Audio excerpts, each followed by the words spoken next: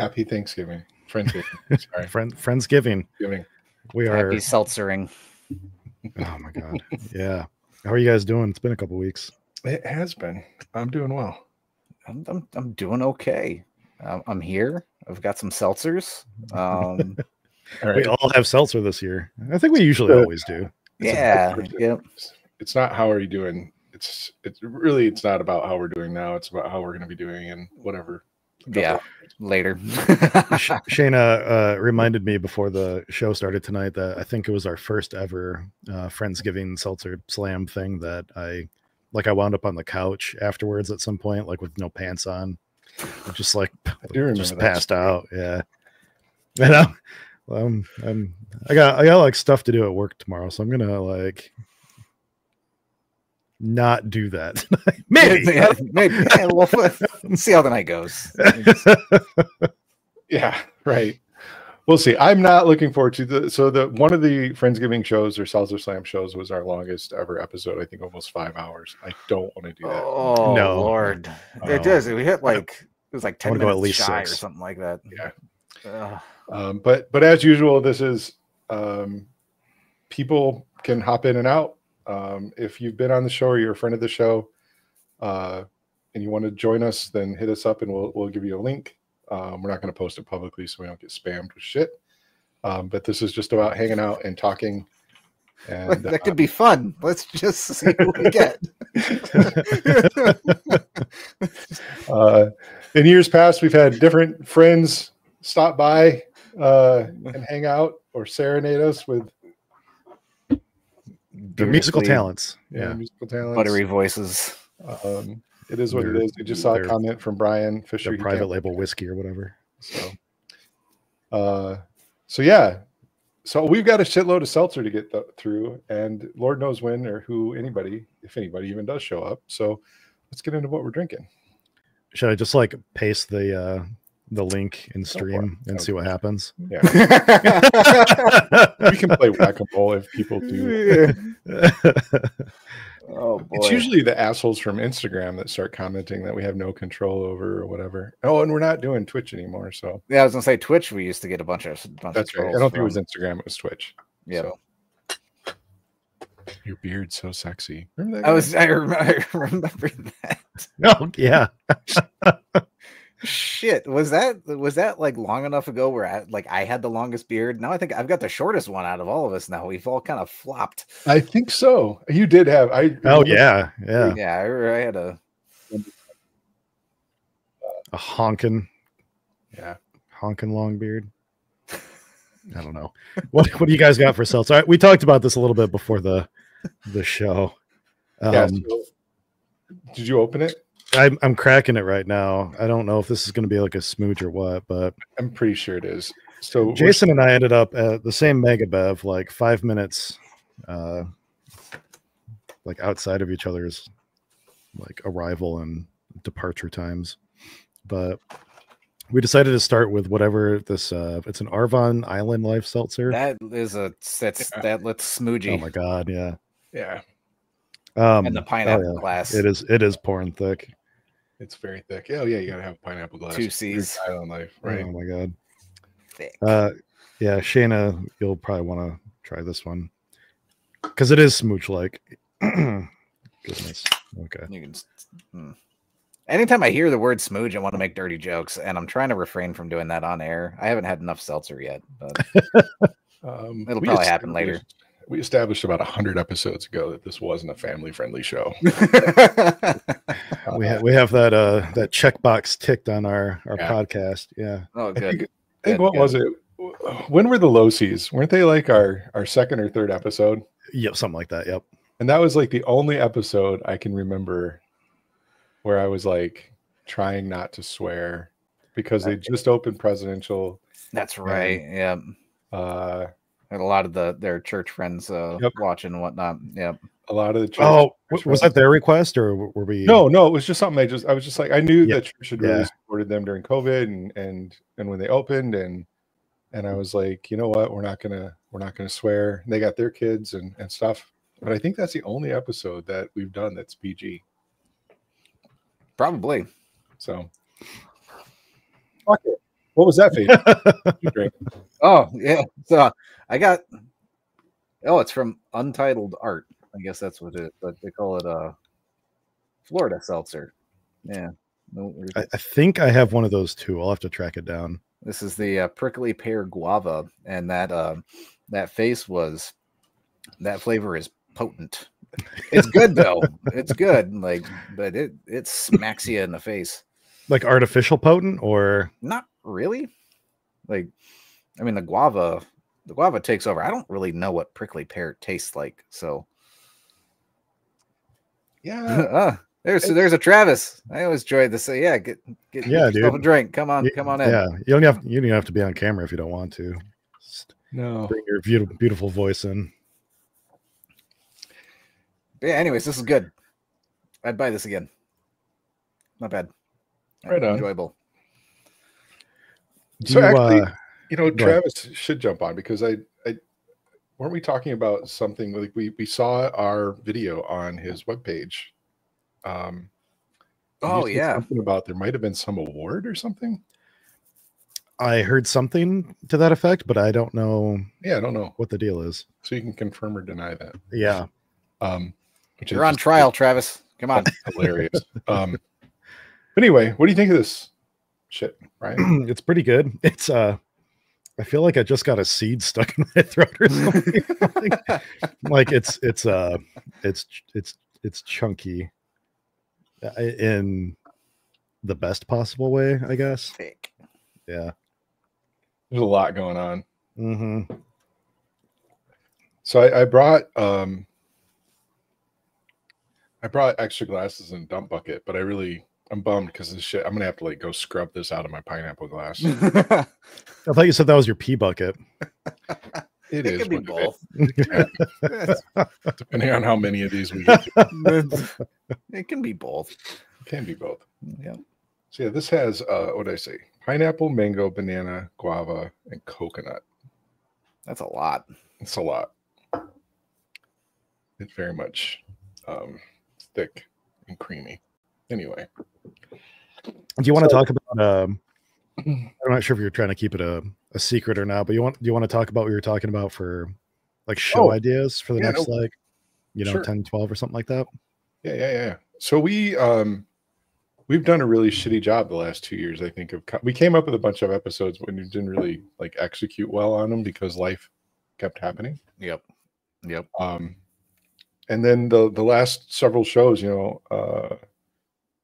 we're just kind of no real topic in mind. Let's just get together and hang out because we enjoy hanging out, and they were fun. And so I don't want to come up we had meetings in the past where we're going to come up with these 30 show ideas or whatever for the year, and I don't want to do that. But I had this thought today where Brian and I are really heavily involved now in the Michigan Beer Cup and other competitions around the state, and Brian's judging at comps all over.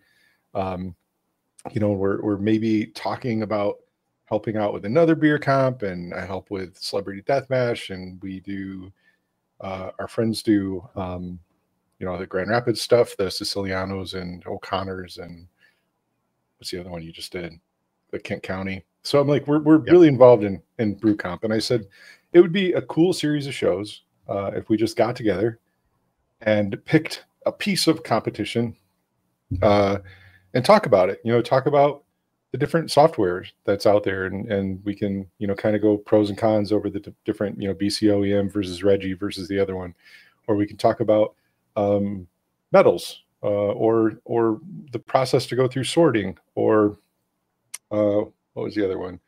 How to organize tables, or set up special categories, or combine tables, and why you combine tables, and to talk to judges and find out what we talk in the Master Homebrew program. There's a lot of talk about what makes a good competition, and they can fill out a survey, and they kind of rank the different competitions that they participate in. But I would kind of like to see from a judge's perspective, what makes a good comp for a judge? What does a judge like to see when they go to a comp to judge it? Part of this is just to have a conversation, but part of it is just to try to grow and make our comp better. And I thought it would be great, Jordan. I know you don't help us with the comps, but you have that kind of third party view to kind of ask us these dumb questions that we might not think of. And so I think I'll ask some dumb questions. There are no dumb questions. I didn't mean dumb. Is that a challenge? But no, like, I can, sit here and be like, well, why do you guys do it this way? I think it would be valuable to have you as kind of like that interested, or at least somewhat in the know third party, familiar with brewing and comps and why you do things. And so I just thought it's easy. They're more bullshit. We don't have to do a lot of studying. I think it's good content that's out there. We can try to engage in other groups like the MHP and do some surveys. At the same time, helping Brian and I improve Beer Cup and the other competitions that we're involved in. I think we have to figure out if we're going to iterate it differently, if we're going to start with different number series and break it out. But I think that's what I think that would be fun to focus on in 25 is let's start breaking down different aspects of competition. I'm sure we could even fit glassware in there somehow. It's been floating around since our very first year, and we got to knock it out. Speaking of that, is this really Seltzer Slam 5? So I don't know. I was going back through our old shows, and I'm wondering if we had a Seltzer Slam episode outside of Thanksgiving. Oh, I think we did. So this is our fourth Thanksgiving, but our fifth Seltzer Slam. Yeah. Okay. Seltzer. All right. We did. I was thinking the same thing when you posted it. It's our fourth year doing the show, but the first time we did Friendsgiving, or no, maybe we did a Seltzer Slam and then we did Friendsgiving. Yeah, we did. Episode 17 was hard seltzers. Yep. Which was turned out to be a shit show. That might have been the couch night for me. Yeah. And then we moved into our. Wait, was the first seltzer episode I wasn't there for, right? And that's when you guys got shitty. So we did it then again on Thanksgiving, so I could share in the shittiness. Oh, okay. Yep. You were giving of the shitty. Yeah. All right. Okay.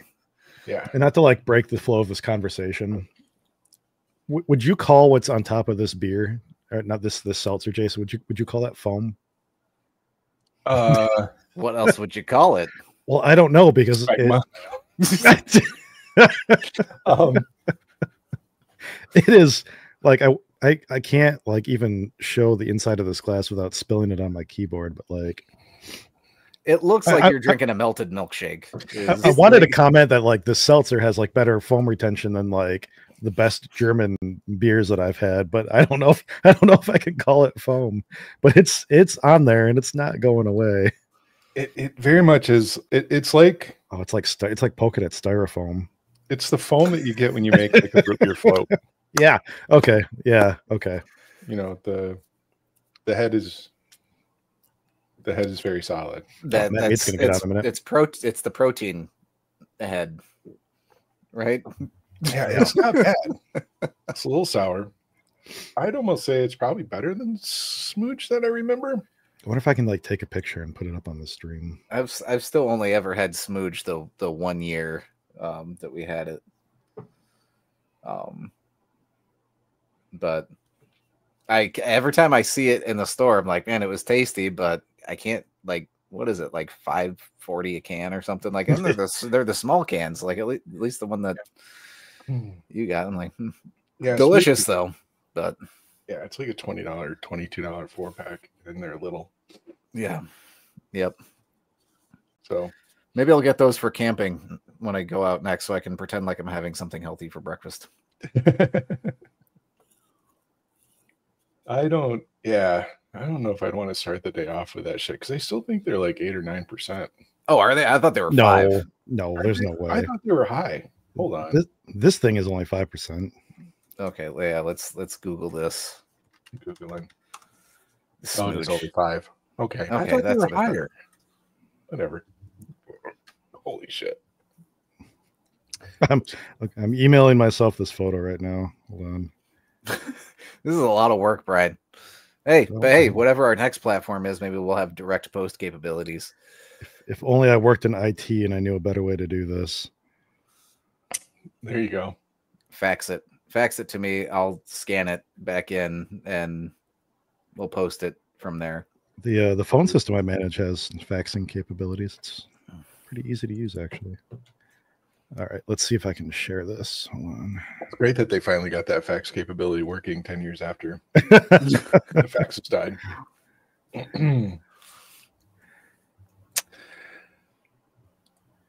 Okay. We're just breathlessly waiting for a headshot of. That's phrasing. No, I think this is gonna work. Oh yeah, there we go. Yeah, it's a Is float. that foam? That No. no. No, that looks like cheese. Like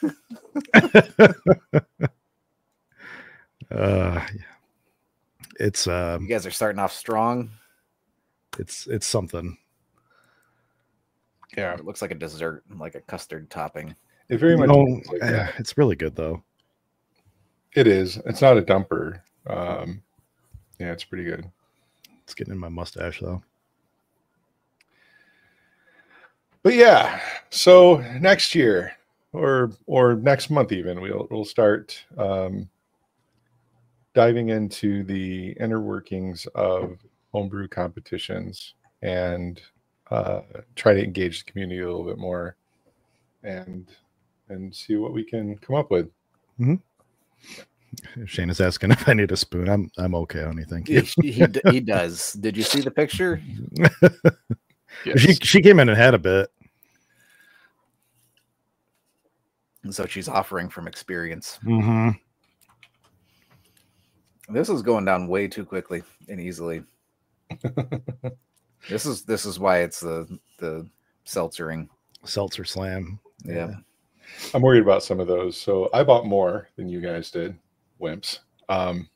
Well, I don't know. I thought we always just went through a 6-pack, but no, I think the original. No, Jason's been going hard every year. I think last year he had a 12-pack and he made it through most of them. I think so. And one year after he finished it off, didn't you pull out like an Expo or something at the end, or a Dragon's Milk? Oh man, why do I remember that? Yeah, no, that was the year that I did I ended the night with a 3-year vertical of KBS. Oh yeah, yep. So there was a year I started doing shots of whiskey. I recall. I don't know why this is coming back to my brain now. Hey Matt. Hey guys. How the hell are you, man? Good. How are you guys doing? Fantastic. Happy Thanksgiving. You too. There's a little bit of echo wherever you are. Yeah, I don't have my headphones on. I'm just sitting in my computer room with my phone. No worries. It sounds okay now. Yeah, you're all good. Yeah. I have a glass table for my computer table, and I don't know if it might have echoed off of that or something. So a little reverberation. Yeah. You got some seltzer? No, I don't have anything at the moment because I kind of need to be good because I go referee ice hockey in about a half hour. Oh man. Oh. Okay. Yeah. Don't go too hard. I mean, I don't know, dude. It might help. It might help. But so big. What are you doing for Thanksgiving? Me, right now it looks like we're gonna go with my brother unless everybody's sick. We're gonna make a determination on Wednesday because my mom has health issues and we don't really want to be around her if we're sick. So oh yeah, fair, dude. Yeah, it goes. It's funny how that was like, I think that one of the better changes after COVID is people being actually more conscious about what they have and where they take it. Because I think before COVID, everybody was just like, fuck it. Yeah, it's just like, yeah, you're fine. Let's go on over.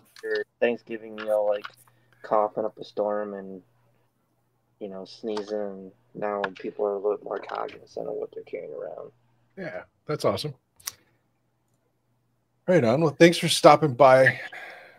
We're I don't know if you caught it. We were just talking about what we might do for some shows next year and talking about diving into different aspects of homebrew competitions, and talking about judging, in one episode, or talking about sorting and organizing in one episode, different beer software and stuff like that. So, I mean, you're pretty prolific homebrew competition enterer, so it might be good in the future to get your input on what makes a competition good for you and shit like that.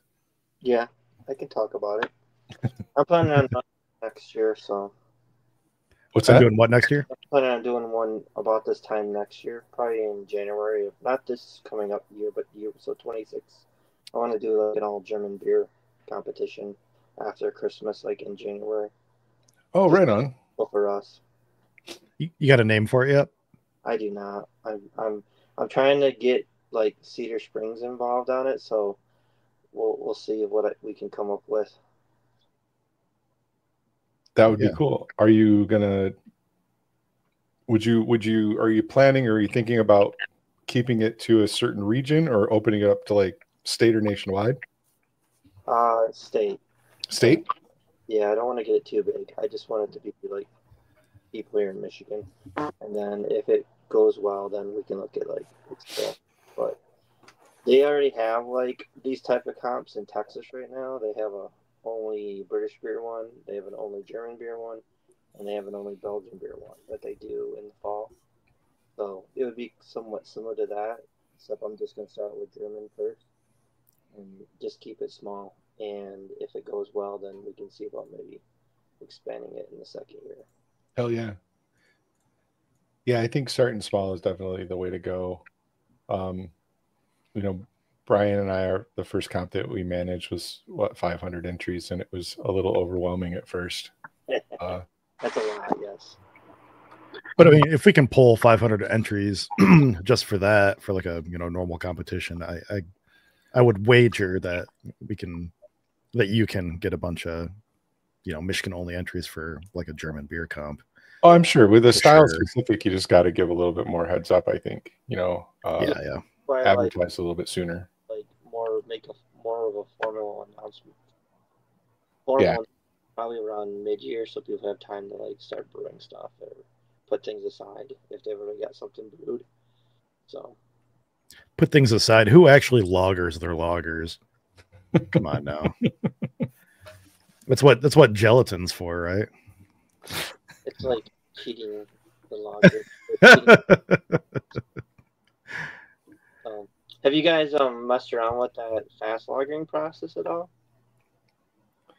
How about you describe it?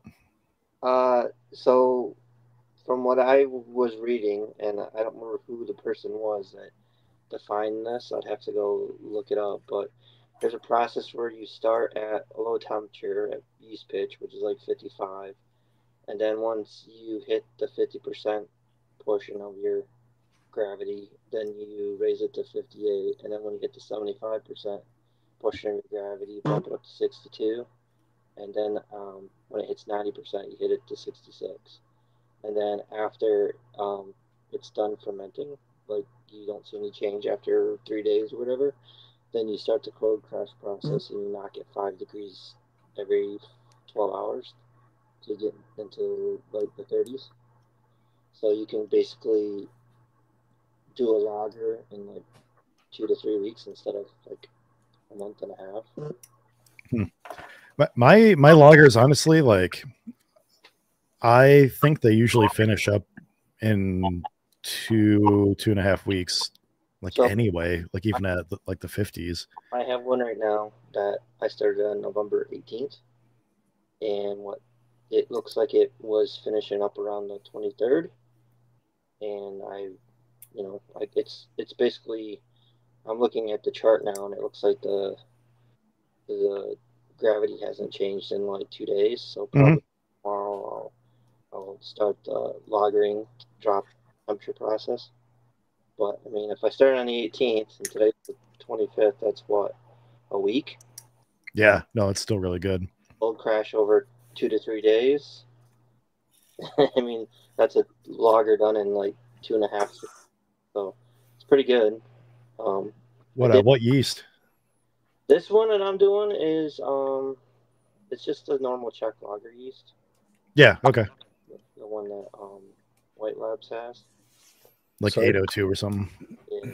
I just threw a link up to Beer Brewing Beer and Brewing did an article about this in 2020. Yeah, that's where I came up, where I found it, and I'm like, this sounds like a cool product. That's a good link. Thanks for tossing that up. Yeah, there's like halfway down they go through that table you just identified, the 50 degrees for 3 days, 55 for 3 days, and so on as it steps up, and it looks interesting. It's very similar to like how in the mead world we have the staggered nutritions additions, so that you hit a certain percentage point and then you add a percentage of your nutrients, and then you hit another percentage point, and then so basically you just have to watch your gravity over time, and then start, instead of doing nutrient additions, you're doing temperature additions. Yeah, it's interesting. I feel like I haven't done a ton of lagers, probably less than 10, but I feel like the way I've been doing them, or the way I've been brewing the last couple of years, I'm actually doing lagers because they take longer, and I actually like that. I can do something and kind of put it in my keezer and forget about it for a few weeks. So well, I like doing it this way, and then hitting it with like silifine, and then dumping it to it, and then sticking it in the back of my fridge, and with the CO2 on it, and just let it sit for 30 days, which is the lagering portion, and it makes good beer. I've been, get through the fermentation process and get the fermenter open for something else, or your fermentation vessel, your temperature fermentation vessel open for something else. That's sweet. I'm too impatient. I always start drinking on my lagers like, I don't know, 4 days later, whenever they first get carb. Like, I know you like hit them in the carb, and clarity be damned. I know. I'm just and you're on screen drinking like, man, this is really going to be good in a few days, but in a few days it's gone. Because I do rob myself for probably like a half keg's worth of like really good beer just for a little bit of instant gratification. But yeah, I need to start investing some time and space into a little bit of lagering capability. I have the space. It's just my patience. Well, I mean, like I said, this process speeds up it, so you don't have to be this patient. Yeah. No. I think the first lager I did it took like 3.5 weeks. So. What was it? Your first lager that you did that way? I'd have to go back and look. Oh, if you don't remember, it's fine. I just had your Oktoberfest this past weekend that ended up taking bronze at Foam, right? Out of 24 entries. Yeah. Congratulations on that. Yeah, it was really good. Nice, congrats. It's your Oktoberfest, your recipe. Yeah, but that only counts for so much. I mean, the only thing that I got in the feedback on it in the notes was that they would like to see a little more complexity in the malt bill. Mm-hmm. Didn't you say they got like a 36 and that's all that they had to say about it? No, they got a 37. Oh, okay.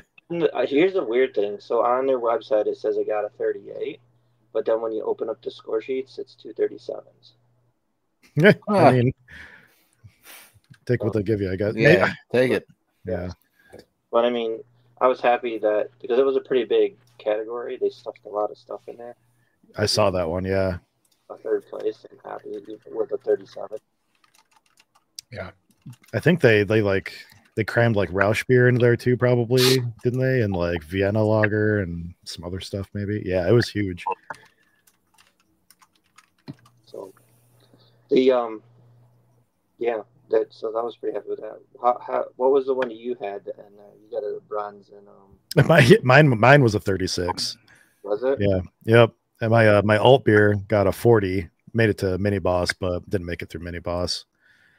Tough competition. Yeah, Phone Cup's pretty tough. I got notes back on one of the beers I sent, and I mislabeled it. I think I sent them my porter. Or a oatmeal stout because they said it was dark, rich, and chocolatey, and they thought it was a 40s beer, but the category it was Yeah. I've done that before many times. Apparently, I pulled bottles and I thought I didn't check it, like hold it up to the light or anything, and so I was supposed to send a pale ale. I have like a zombie dust clone I did, and it came out really good. And I was supposed to send it, and apparently I sent the wrong bottles. But they did say what I sent them was really good, so that's good to hear. Yeah. I'm sure if you have to drink IPAs and pale ales or whatever, and then, oh no, we have to open up a stout and drink it. They were like, thank God there's a break.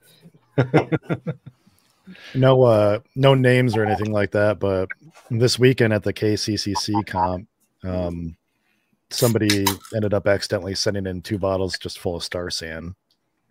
Yeah. Oh, So yeah, things definitely happen. How do you accidentally do that? How do you throw a cap on Star San? Filled it direct to the bottle and then didn't think of it. Like in a rush, you know, if you're bottling a bunch of beers, I guess. No, but I mean, at what point have you ever filled a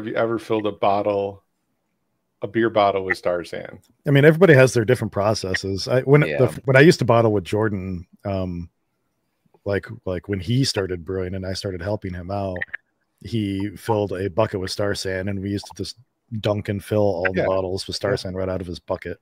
Yep.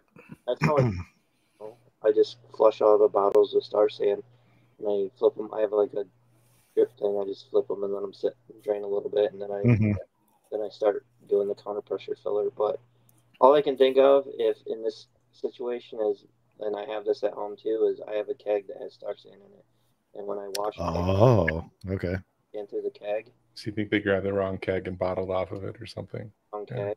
Just weren't looking at the label on the keg, and they filled a bottle off of it, and oops. Yeah. So, it happens. It does. All you can do is laugh about it. Yeah, no, 100%. So. Yeah, I'd feel terrible for them. I mean, yeah, I've done the wrong thing. You know, you get busy and have too many entries and mislabel. You know, like you mentioned, you sent the wrong beer or something. I've done that, but and then kick yourself. But man, the thing is Star San. More often, even is just submitting under the wrong category. Mm-hmm. Like accidentally, like a wood age versus specialty wood age or something. Okay. Jason. Yeah. I know you're still bitter about that. I'm sorry. I am. It was the last bottles of probably one of the best beers I ever brewed. Oh. Yep. Wrong category. That's sad, Panda. It shit happens. Technically, the ones I sent, maybe they weren't. Maybe they were the last couple bottles of my NHC one. I mean, they did say it was chocolatey and fruity and delicious, and I'm like, well, that kind of describes that beer. I got mixed up, and who knows? It's funny. The judges, when I mislabeled, the judges wrote on there that they would have scored it 10 points higher if it was in the right category. 10 points. I'm like, it would have put it in like a 48 or something. Well, I'm looking at my scores now, and one of my Imperial Stout made it to Mini Boss. I got a 38. My Czech Lager got a 36. It says here the Marzen got a 38, and then I entered a Golden Strong Ale and a Braggot, and I sent my Brew IPA in. And the Golden Strong only got a 29. The Belgian only got a 29, and the Brew got a 34. That's pretty good overall. Sounds like a tough comp. Yeah, no joke. Very tough comp. Yeah, for sure. I'm gonna mute myself real quick. I'm grabbing another cider here. How many states do you have left, Matt, to get your one in every state? Let me look at my notepad, see what it says. I keep it listed. Trying to go for a medal in every state? Every state, yep. That's awesome. 9. 9 states left. The only one that's got a comp open is South Carolina. So Once I get that one, they'll have 8, and those 8 don't have comp at the moment. Oh, you can't find a comp in them at all? I think West Virginia has one, but you have to be a local homebrew club member, and it's like a stout festival or something they do. I tried to ask them, hey, can I send it? And they're like, no, you can't. So I had to ask. So, but the ones that are still without are Delaware, Hawaii, Maine, Mississippi, Montana, South Dakota, and West Virginia. That's crazy. I West Virginia. would feel like some of those states would have. Well, Maine used to have one before COVID, and then one of the homebrew shops just closed up. So the guy that was talking part of last year and about reopening the comp, but I know he just got busy and never did anything with it. And Hawaii used to have a comp before COVID, and but I haven't heard anything for Delaware, Mississippi, or South Dakota. I think South Dakota might have had one at one time, and it ran through a brewery there, and then again COVID killed it, and it never really.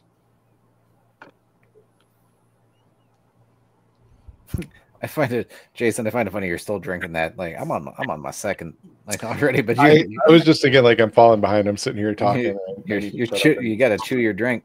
Yeah. So I just poured my second one into my first glass, and it looks like the entire top of this thing is like a pellicle now. So like I'm not even joking. I'll have to. We're gonna do the whole Brian sends himself an email thing again, so I can show this because it's like fucking. Well, I guess in the meantime, we got another one of these untitled arts. I just reached down and grabbed something random out of my bag, but this is Blackberry Agave, and it's also solid. So I would say, honestly, if you're a seltzer fan, these are good. That's what I just opened is the prickly pear guava. Oh, that's the one I just had. Except I bought like a 19.2 ounce can, so I don't know if they sell them smaller, but yeah, mine are all 12 ounce. Yeah. Okay. Well, where the heck did you find a big ass can? I don't know. So I'm gonna, because I trashed my glass, and I actually realized that I bought another smooge type. So I've got Transient's Smolverine. Yeah, and this is watermelon, lime, mint, vanilla ice cream, vanilla extract, and lactose. Oh Lord! Oh Lord! I should probably rolled it. That I could not drink that. No, it's all the lactose. I wouldn't be on stream for the rest of the night. You know, it wouldn't be the first time I'd shit myself on stream. Wouldn't it be though? You know, we're all learning things here. All right, this is that does look like a pellicle. Holy crap! Don't mind my dusty thing back there, but yeah. I'm more worried about your bright ass keyboard, man. What the hell? It's like light mode on your phone. It's normally not like the RGB setting. It normally rotates between white and purple, but it's a Corsair, and I swear their software is just shit. It never works. I will say I love my Keychron. I have 2 of them, but mine's also I can't lift it up, but I do have RGB on mine, so you're fine. Ooh, it's tart. It's good though. You're right. Yeah, I really enjoyed it, and this Blackberry Agave is actually quite good too. All right. So this is another murky, creamy. It doesn't look as bad as it doesn't look as bad smooge usually. Wait, didn't you say there was supposed to be like ice cream in that? Yeah. Why? Wait, read it again. Red. sour ale with watermelon and lime juice, fresh mint, vanilla ice cream, vanilla extract, and lactose sugar. Did they mix in like the freeze-dried astronaut ice cream? Oh yeah. I don't know. I bet it's just like the powder that they use in like those ice cream machines or something. Oh yeah, probably. That's It looks like a Bloody Mary. Somebody told me about that stuff for brewing. Oh, a dude from Maryland. What's his name? Hold on. What did he use it for, Matt? They use it for their like their milkshakes, like IPAs. Oh, okay. Maybe I have heard of that before. It's Tapwood does it for their milkshake IPAs because apparently it doesn't ferment and it tastes just like ice cream, like vanilla ice cream or like a shake, right? It doesn't ferment, really. Yeah, it gives like a nice like pillowy mouthfeel. So that's what they use. Is they use that stuff. So Shane is nailing it here. It's no, it doesn't. It actually, if I feel like the fresh mint is destroying this entire thing. If it didn't have the mint, this would be pretty tasty. Is it like toothpastey? Yeah. Yeah, mint is really easy to overdo. Yeah, it's a hard one to balance. I'm gonna give it another taste before I dump it, but it's really disappointing because the watermelon, lime, that get the vanilla ice cream, like that all jives together really nicely, but the mint is like too minty. You got different taste buds than me because watermelon, lime, and ice cream just like watermelon, lime, great. Watermelon ice cream, sure. Lime ice cream, maybe. I don't know why, but you put them all together. I'm like, I don't. That's quite the face you got going on there. Yeah, drink some water. Yeah, that one's a dumper. Sorry, transient. What is your shirt, by the way? Can't win them all. Oh, it's my Oh, that's your Thanksgiving shirt. yeah. Love it. For the listeners on the podcast later, it's a Pac-Man pumpkin pie eating little whipped cream ghosts. Yep. It's cute. Thank you. I try. All right, now my whole goal is to make it through the show without kicking that over. I thought you had a dump bucket. I do. That's what I mean. Oh, the dump bucket over. Yeah. Could shrimp fix it? That's what Travis is asking about. Quite possibly. Did you throw those bags away, Jason, or do you still have them? No, those did not survive the move. Probably not smart enough. Yeah. What other kind of freeze-dried foods can be fit inside of a beer? I don't know. Right now, as long as it doesn't have mint, I'd be game. That was bad. Oh. All right. So I'm going to try to wash that down with some hard Mountain Dew. All right. So I'm interested to see what you think about it. I haven't had it yet, but I've heard, well, I can't say anything. Yeah, I've heard things too. I don't want to sway. I will tell you right now, like I don't like artificial sweeteners. Same. And I don't like the zero sugar pops. And all of the hard Mountain Dews that I saw anyway were all the zero sugar. It says it here, zero sugar. Which you can't really see on the screen. I'm not gonna like it. So I'm worried that it's going to have that diet pop. It does. Flavor. Yeah, they have the aspartame flavor. All right, so or stevia. Yeah, I think I had that one more. As the color. I personally like the diet pops because I'm so sick of the really sweet stuff, and so I've gotten pretty used to them now. Where if I have to go to like a regular Coke or a regular something like a Mountain Dew, it's just super sweet to me. Mm-hmm. It's not bad. It does have it's not a heavy artificial sweet flavor. Maybe the alcohol counteracts it a little bit.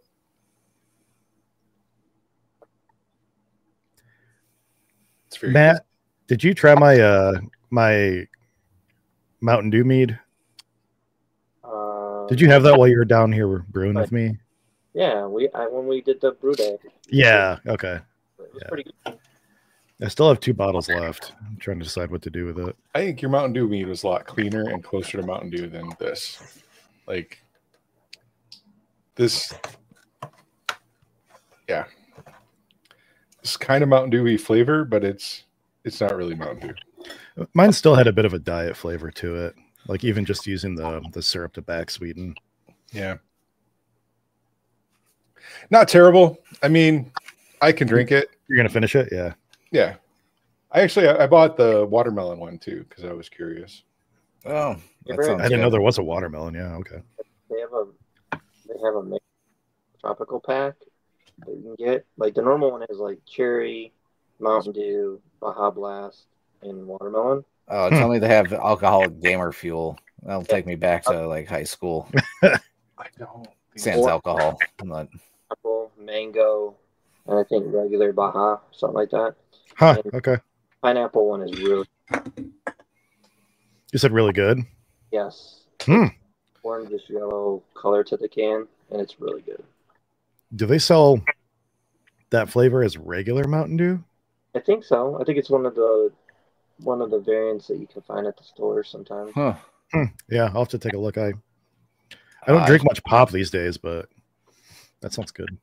I should have looked for some of that Sunny D seltzer. I remember that from last year. That shit was really good. What? It's good. Really? Yeah. Yeah. Really? Yeah, no, it was fantastic. Like it stuck in my head as I was thinking. I was like, that shit was fantastic. And I saw it once at Meijer like a few months ago. I think it was in a 4-pack, and I'm like, I should buy that because that was good. I think they had it at Megabev yesterday. The West Main one. Yeah. That'd be a great name for a mead. Sunny mead. Sunny mead. Sunny mead. I was really impressed with the variety of, and I know it's just a thing, because like Mountain Dew did it and the Sunny D, but I was telling Amy earlier, one of mine that I have is the Arizona. I have an alcoholic Arizona iced tea. But they have alcoholic branded Welch's grape juice. Where? At Megabev, but Really? it was only in 6-packs or 4-packs. Oh, okay. They also have It's just prison wine. Yeah. At that point. But they also have like all of the Lipton Brisks with alcohol. So they have a branded Lipton 12-pack of lemon brisk, peach brisk, raspberry brisk. Well, they got the Jarritos. Yeah. I don't know about you guys, but like this is just me, and like when a bunch of shit is shoved at me like that, it immediately makes me want none of it. Really? So I mean, I'm down to clown. I want to try it. Like if I didn't have to buy a 4-pack of Welch's grape juice, I would be drinking it right now. That's exactly it. Like if I could get them in singles, like I'll try one of all of it, but I'm not gonna go out and buy a 4-pack of all this shit just to try it. Yeah. Well, I mean, if you go to like Total Wine or something and they have like singles and you can grab one, that's the way to go. Yeah, exactly. See, Megabev has a sign that asks you not to, break down 4-packs, but to ask, and then they usually will. But for some reason that like last night when I was there, I just couldn't find anybody except the guy behind the counter, and he like was checking people out, and then I just gave up and checked out. So, but I might. I mean, it was like $11. But yeah, alcohol. I'd split it with you. Just wine, But yeah, it is. It's just it's bathtub wine at that point. But nobody uses like Concord grape juice to make wine. Like really. I've had it. I've had it too.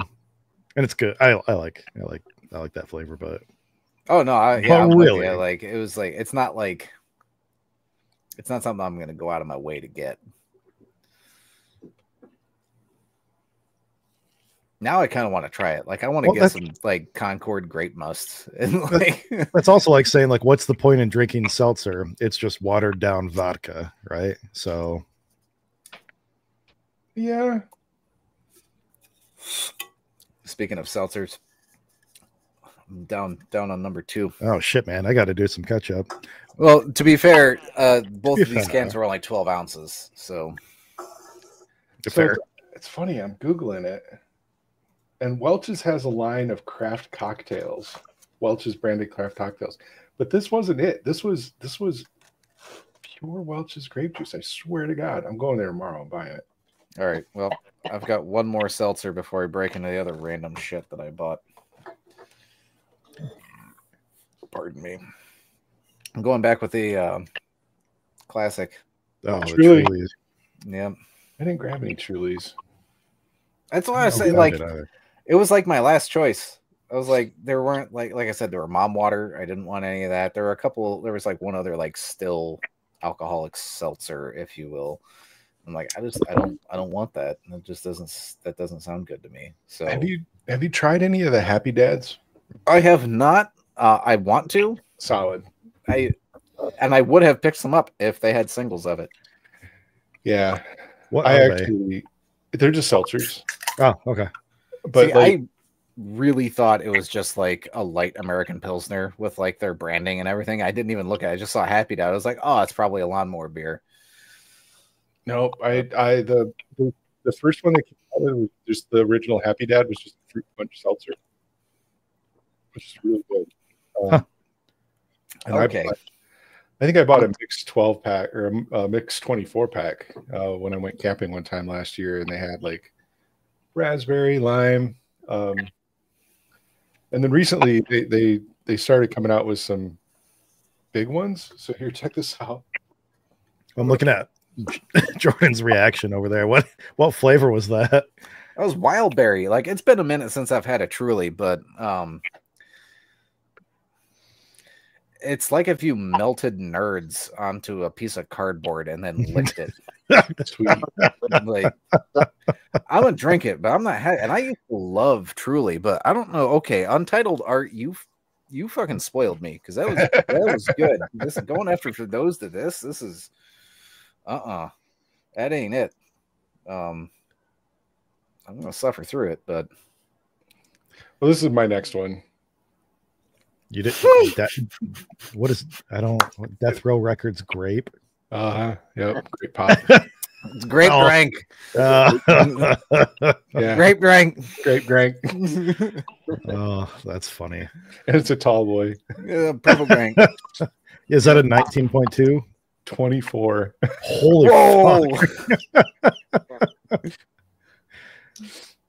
You got a big ass can of malt liquor there. That's... Yeah. God. You better. I didn't see that while I was out I want to there. make sure it's purple. All right, you know what? Let's do it now. This is high noon tequila lime is the best. Is that a seltzer? Or is High that noon like is High noon is a solid. It's not Okay. too sweet. But so here's the thing, like I still have a little bit of an I got to double check these, but it's from Untitled Art, so I'm assuming it's brewed. Like a High Noon is fortified though, right? It's vodka and water, whereas like other traditional Got it. seltzers are brewed, aren't they? Correct. Yeah. So I think it has to do with taxation too. Like the brewed seltzers are taxed as beer, whereas I think Yes. the like blended, like Yeah, they have the liquor tax attached to them. yeah, those are liquor. I think I don't really know. So automatically, this is Oh, yeah, it's not purple. but Oh. my God, it smells like grape Kool-Aid. Oh my Well, did we ask what you're drinking right now, Matt? no, he's not drinking anything. Oh, that's right, because you have the game coming up. Yeah, He's got to go be responsible. I have to be silly. in the room. When I get home, I'll definitely drink because I don't really have too much going on at work tomorrow. Yeah, all right, let's see. Oh man, it smells just like a big old pitcher of grape Kool-Aid. But it's all like extract or whatever. 'Cause it's clear, but if it's good, It's not too sweet. but it tastes like grape. It tastes like unsweetened grape Kool-Aid. It's good. With bubbles. I can get behind that. Yeah, for sure. Yeah, this is. It's really clean. Their seltzers. I'll say that about the Happy Dads that I've had. They're really, really clean. Like I'll give them a soda shot. water, with flavoring. Yeah, it's good. I don't know how I used to drink Truly all the time. I never got into seltzers like as a standard drink. I made one ever. Like I forced myself to when I was losing a bunch of weight. I was like, okay. I could have like 3 of these and it's 300 calories, or I can have like 1 beer. You know, that's fair. Yeah, you know, I'm like, okay. You know, so I that's what I stuck to, and I dug on the Trulies a lot, and I remember loving the wild berry, but it even like, oh, what cereal does that smell like? Captain Crunch. No. What's that? Oh no, what's cereal? that it's that wild berry puff thing. Oh yeah, Crunch Berries. Crunch Berries. Yeah, it smells exactly like, it's like the fruity part of Crunch Berries without having the malt. Yes, Travis. Yeah, it's pretty close. Grape Dimetapp. Yeah. I think that's called lean, Travis. I think. I'll say, Travis, it'll get the job done. Yeah. So. I think that it was grape cough syrup that I overdosed on when I was a child, and because I wanted to be a big boy and take my own medicine instead of having to bring the bottle down to my parents. Yeah, and my dad was a pharmacist, and he brought home some Ipecac after my mom called poison control, and that was their recommendation. And I remember like some of my most earliest memories as a child are like really fucking vivid, horrible nightmares after like taking Ipecac and throwing up all night, like ants crawling all over my wall and like a clown popping up out of the side of my bed and like poking me with a needle. Dude, and Aunt Jemima crawling out of the TV and like talking to me like all these weird fucking dreams in the same night, and I remember them all still. Brian, you were fucked up, buddy. It was bad. Here's the real question: did it affect the way you eat pancakes? Nope. Fucking smash some pancakes and waffles. Yeah. Nope. Not a bit. The only thing that I still have issues with to this day, because of drinking too much of it, is Bacardi O. That was my first real hangover of my life, and I can't do it anymore. It's funny. That's like me and Jaeger. My first hangover came from mixing Jaeger and High Life. Oh, good Lord. Oh, bro. I'm telling you, you deserve whatever you had coming. I mean, whatever. Was that somebody else's idea or like? No, it was just somebody gave me I was drunk as Travis was there actually. We were at a party and I was drinking High Life and somebody handed me a bottle of Jaeger. It's probably Travis. I took a shot and I just go, okay, put some in there. God, I hated life in the morning. Yeah, fuck that. Anything with Jaeger. Matt, do you have anything you can't drink anymore? Not more. When I was younger, there were certain things like tequila, certain tequilas I couldn't drink. Now it doesn't bother me at all. Oh, I'm with you. You got it good. Like cheap tequila, I still can't do, and reposado, I think it is. I still am like kind of, or maybe it's. I think it's reposado. I'm still kind of iffy on. But Travis, give me a question. Why? Because you don't remember? Is that it? But yeah, I couldn't do tequila for the longest time. My nightmare was screwdrivers. I puked on screwdrivers so many times I couldn't drink vodka or orange juice for years. Like that would suck. That's sad. Yeah. Like, it's already bad. It went down, and then it comes back up. Super acidic. That's a terrible one to have to throw up. Yeah, I was in my early teens when I stayed the night with my older brother, and he thought it would be funny to get me drunk.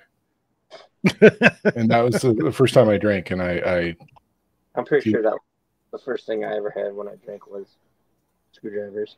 Yep.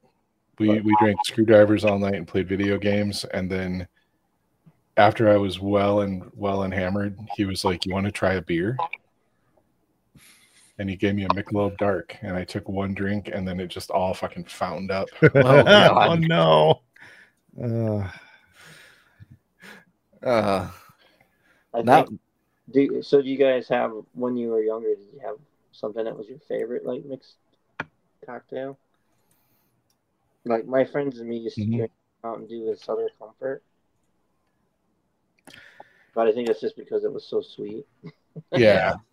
So there was a schnapps called Cactus Juice. That was like my high school drink. Cactus Juice and 7-Up. Cactus Juice and 7-Up, that's interesting. Which is silly now, looking back, I was drinking a 15% schnapps, Oh, yeah. But it's not like, my best friend in the world always drank Jack Daniels. And we had a thing for a while where it was Jack Daniels and Hawaiian Punch, and that was pretty fucking horrible. But that was his drink.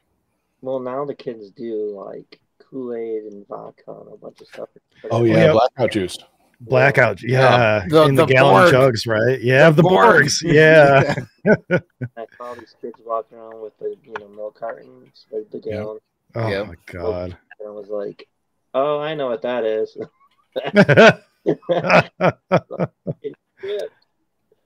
I mean, I did something not similar. My go-to whenever I went to parties, like in early college or before, I'd get a 12-pack, whatever cheap beer I could afford, and a pint of Bacardi Silver. And that was it. I just keep the Bacardi Silver in my back pocket, and I'd sip on beers, occasionally take out the Bacardi Silver, take a shot, and that was it. I used to. Okay. No, you. It's another one of those weird mixers. Have you guys ever had Tahitian Treat? Yeah, like the soda. Yeah, it's like Hawaiian Punch. It is. Yeah, that and Jaeger, which I know is Jordan's like thing, but Tahitian Treat and Jaeger, I used to drink. And when I went down to a restaurant, it was blueberry Stoli and tonic, which I would still smash. I love blueberry vodka. Yeah. No, I was going to say is we actually I was at a tailgating once, and when I learned about the blackout juice with the Borgs, there were a bunch of kids that had them, and we were sharing beers with them, and they were sharing blackout juice with us, and then I saw this thing, an article or an interview, and it was like this school faculty member or something talking about how they weren't going to like outright endorse these blackout juice jugs or these Borg jugs, but they were actually like condoning them. They were safe. They considered them safe because the kids would put the vodka in and then dilute with water down to what was like roughly like an 8%. But there was a lot of water and they were individual, and each kid had their own jugs. And they were saying that it eliminated, or it didn't eliminate, but it reduced the risk of like date rape and shit like that, of guys like slipping. Wow. Look at that. Yeah, and I was like, holy shit, this is what. So that's, I think, one of the big reasons why they do it is this is what society's turned into. Yeah. So I don't get drugged. I've got my own individual cocktail. I'm a drug myself, damn it. Here's my jug. I mean, that's what I would do. So this has nothing to do with our current conversation. Shane and I were talking, Jason, that perhaps it's time for another downtown bar crawl. Oh yeah. Yeah. I was just telling somebody literally the other day about the ball crawl. The ball crawl. Fuck yeah. The fuck is the ball crawl? I was just going to ask Jordan if we ever told you about the ball crawl. Go for it, Brian. No, so Jason, Amy, Shayna, and myself met up for like brunch, cocktails, whatever at a High Top downtown. Is that what it's called? High Dive. High Dive. Some yeah, High Dive. Yeah. And we had drinks, and they had like fuck, what was that appetizer we got there? Even was it just like fried cheese balls or something? Spicy cheese balls. Spicy cheese balls. And it wasn't meant to be like a big thing, but like we got done there and we were like, I'm not done yet. You guys want to go someplace else? And so we just started wandering, and every bar or brewery or restaurant or whatever we hit up, like they all seem to have some sort of like round appetizer. Yeah. So we just started ordering the round appetizers. We landed at LFG and we had they had the cheese ball or the rice balls. Rice balls. Yeah. And then somebody connected it. And it's like, you know, we're just going from place to place eating balls. And so we did. We went to we had croquettes somewhere. Jungle Bird. And then by the time, like, I forget how many other places we went, but by the time we got to Principal and the waitress comes out and we're like, do you have any balls? And, we'll have to pick a new shape or a new I think we should embrace the balls. Do something. But yeah, go with long foods. Cock and ball. Yeah. Schlong and ball. Ball and schlong. I'm down. Schlongerballen. But if you haven't been to Principal in Kalamazoo and tried the roll for drink, oh my god, that was fun. You should. They do that. That's awesome. Do. And they love it. Yep. Because then the bartenders get to interpret, and they get to show off their skills and make you something just based off of whatever your dice rolls are. Absolutely unique. That's what our waitress told us, at least, is that the bartenders love it because they like just dicking around with drinks and creating new things. So keep that in mind for the next date night. I've done it 2 other times, and both times they told us how fun it is. We actually sat at the bar, and they really enjoy it because they're not just making the same old bullshit. Nice. So you roll. I think it's like 6 different dice. I think it was 3. Was it 3? That was 6. I think it was 3 6-sided. Maybe that was it. You know, and you get things like one will be a spirit, and then one will be like spicy, floral, savory, sour, you know. But of course, like the first time we're sitting there and I'm like, one of the dice is smoky. And I'm like, I told the waitress, I'm like, if I roll smoke, I'm re-rolling. Like I am. I'm not going to waste $15 or whatever on a smoky drink. So she said, fair play. And of course, first roll, fucking smoky, like whiskey or tequila. Yeah, he did. Yeah. And didn't you drink it, Brian? Didn't you say you take it or something? I didn't end up. I would have, but no, I don't think anybody actually took it. Okay, yeah. So I did re-roll, but Shana can correct me. She has a better memory. I thought for a minute somebody did, or Amy did, or you did, or something, but I don't know. I was like, nope, I'm not doing it. It's fucking smoke. So, but I will say, we've had every time I've done it, I've come up with an amazing new drink that I'll never have again because they don't really tell you. That's kind of what I like about it. Save the recipe. Yeah. You're never gonna. Yeah, it's a unique experience. Yeah, I like those. We need, and maybe we have them, and I don't go there, but we need more bars like that in town with like mixologists and stuff like that. I'm sure that like Stamped Robin or somebody like that does that. It's just, I was just going to say Stamped Robin's the only place that comes to mind. Which the last few times Andrew and I have went out, we've stopped there, and I thoroughly enjoy their drinks. I also got doubles last time because apparently 2 bartenders got our order. And like that. Yeah, okay. they brought me one drink, and then like 10 minutes later they brought me another one. I'm like, oh, I didn't order. As long as it's not on my tab, yeah. Yeah, they're like, well, it's yours. I'm like, awesome, I'll take it. Yeah. I thought somebody took it too, but don't remember. I will take a smoky drink any day. Smoky beer, I'm kind of with you, Brian or Jason. I'm Yeah. a little iffy on it, but like I don't know. The smoked Sazerac from Principal, I absolutely love.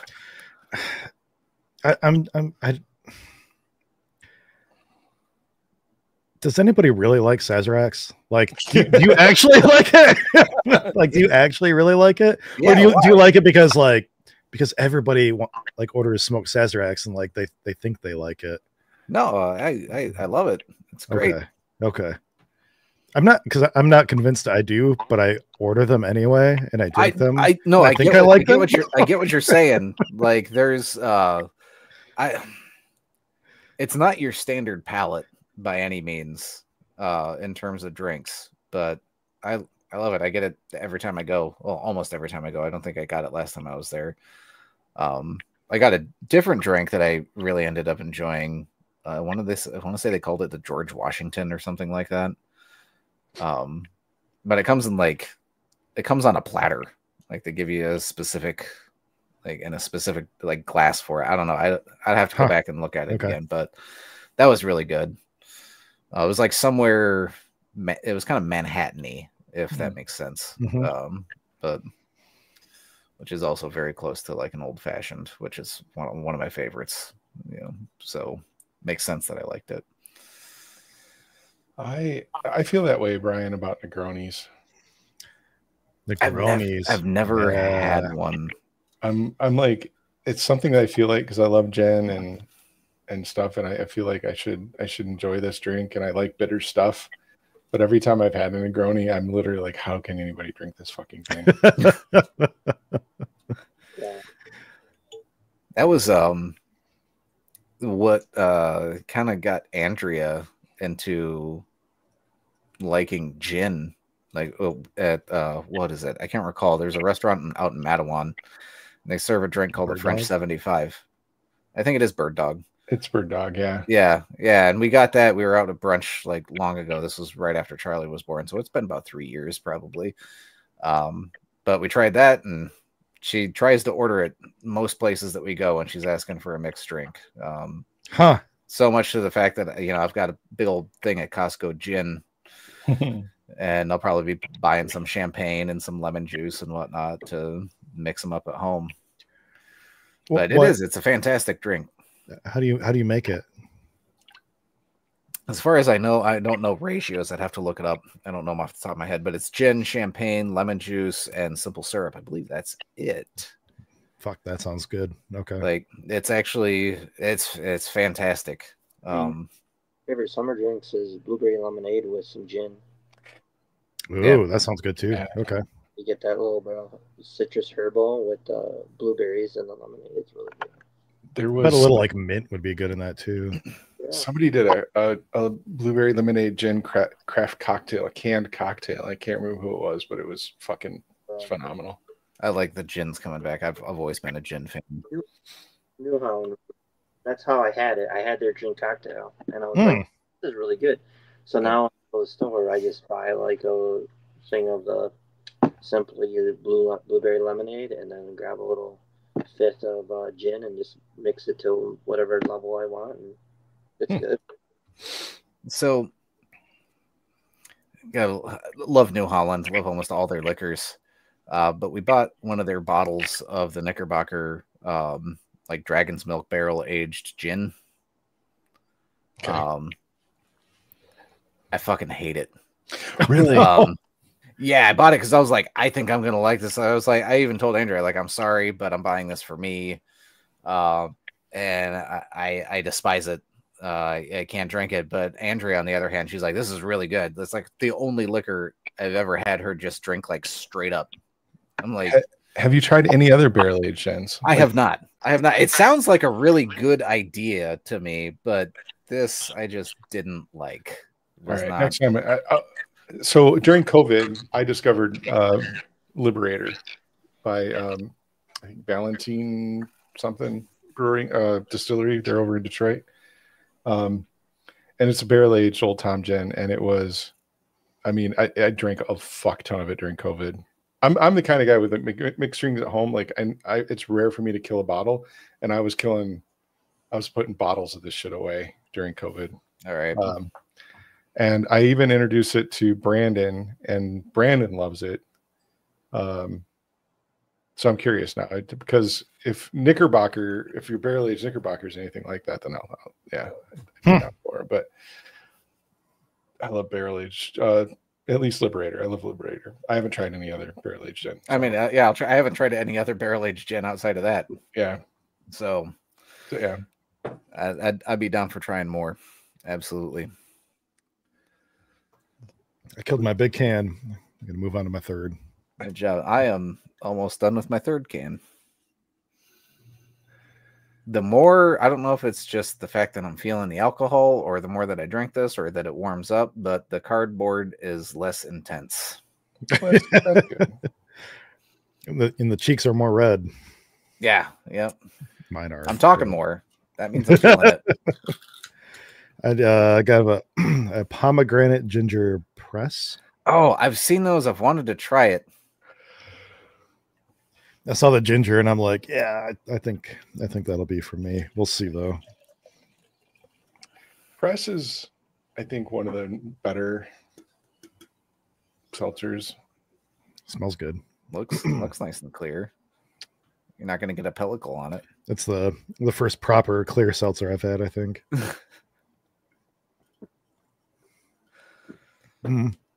That's really good. I wish the ginger was stronger. Whenever I have ginger in something, I want that like snappy, bitey, like burn my nose sort of Brian, what glass are you taste, using? but it's so very close. Never mind. Close. Yeah, I went to the Seeds Oktoberfest party this year, and this was the one of the mugs that they gave you as part of your like pass. That's awesome. So it's like the Seeds logo, but I'd totally do it. This is it's a very similar, dimpled Oktoberfest glass, but it's from the Christkindl Market from Grand Rapids. Oh, okay. I was gonna ask if maybe that came with like one of those Christmas gift packs or something, but kind of. You go to the market up in Grand Rapids, which is honestly kind of cool. It's like an outdoor, like Northern European market. Like I don't know how to explain it. It's fun. It's fun to go. But you buy one of their beers, you get a glass. Cool. Yeah. I'm like, all right. And I want to say the beer was only like $6 or something like that, and they just gave it to you in this glass, and then you can go up and continue to get beers. So yeah, that's cool. Like, I love it. It looks like heavy, solid, nice. Yeah, it is. It's got some good weight to it. So you have to remember that when we do our glassware episode, right? It will happen. Oh, I don't know about that. Well, so you know what's funny was that we started talking about doing that episode like sorry, Matt Mead just texted me. He had a bounce. Oh, but, all right. Bye, Matt. Yeah. Bye, Matt. Thanks for coming. But I think Brulosophy within the last couple months did a glassware episode. And and I'm like, yeah. Time for us to do one then. Well, yeah. It's like, and they did a really good job on it too. But it's like, yeah, I feel like well, they've done however many hundreds of episodes, like 500 or something like that now. They just now getting the episode. Yeah, I know. So it's like, oh man, are they starting to run out of content ideas? Like, maybe. All right. What's that, Jason? Who was I came in late and.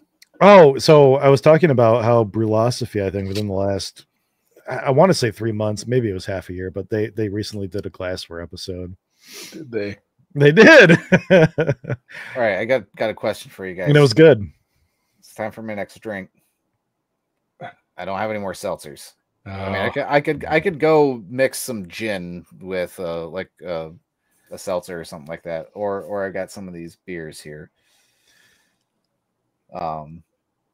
So let's decide that first. Am I sticking with seltzer? Whatever's right in your hand right now is good. Yeah. Whatever this. Oh Jesus. Okay. Seasick crocodile. What the I've fuck? never heard of that in my life. That sounds like a horrible. It's from the Christmas song, like the Grinch. Crocodile. Yeah. Yeah. So it's Oh. a Christmas ale. It's from Prairie. Okay. Artisan Ales. Okay. All right. I'm it's down with a- anything Prairie. Sour ale with cranberries, ginger, cinnamon, and nutmeg. I'm probably gonna hate it because it's probably gonna taste like pumpkin pie. I don't know why I bought this now, but I like the Prairie can. usually does stuff on the little bit of a sweeter side. So The can's fun. That's Yeah, why that's I cool. saw it and I'm It's like, very fun. I'm totally buying that's that. a cool So, can. I actually All right. thought of you. I did see a pumpkin seltzer yesterday. Oh fuck no. You did that, was it last year or 2 years ago? Oh. And Yeah. I think you visibly changed color when you wait, it was the Bud Light like pumpkin Yes. seltzer. Yeah. Yeah. It was horrible. Yeah, we can see the color as we're Oh, that looks nice so far. We 9 minutes ago, Travis dropped the Star Wars joke in the chat. I've been bad with chat. I want to make sure that we can appreciate the smoked Sarlacc. He did send us a picture on Facebook of his dinner. I don't know if you saw that. Did he really? Yeah, No. yeah. He's got a high Noonan background and living it up with To filet prove that he's mignon. actually cooking dinner. So He's making a filet mignon at home right now Yeah, he on a did. Monday night. Yeah, the fuck, man. Fuck, dude. Yeah. Like, you you better have Amazing. 4 more seltzers. Oh, actually, wait. Oh, hold on. There's a lot to unpack there. Yeah, the question, Travis, is how'd you cook it? Did you sous vide it? Reverse sear? It looks like it's got a really good crust on it. Hold on. Okay, Once it posted, I was right. Fucking Oh man, I don't know if I like that or hate that. So you know with bread, when like people make bread and they cut it in half, like that looks nice. See, Yeah, see, well, that's what I want to good. see. I want to see the inside. So Yeah, with, exactly. with bread, you cut it and they call it the crumb shot. Yeah, throw it up, Travis. Let's see Yeah. it. We gotta Probably know how ate it well you already. cooked it. Yeah, I want to say that was like an hour ago. This is now not no longer Michigan Brews. It's Michigan Judge your fucking Michigan steaks. Michigan Yeah. steaks. Okay, I think I'm on the side that I really like the way that this smells. That took about a minute of decision. But it tastes like shit. I don't know. I haven't tasted it yet. Oh, okay. I'm just like, Pitter patter. let's get at her.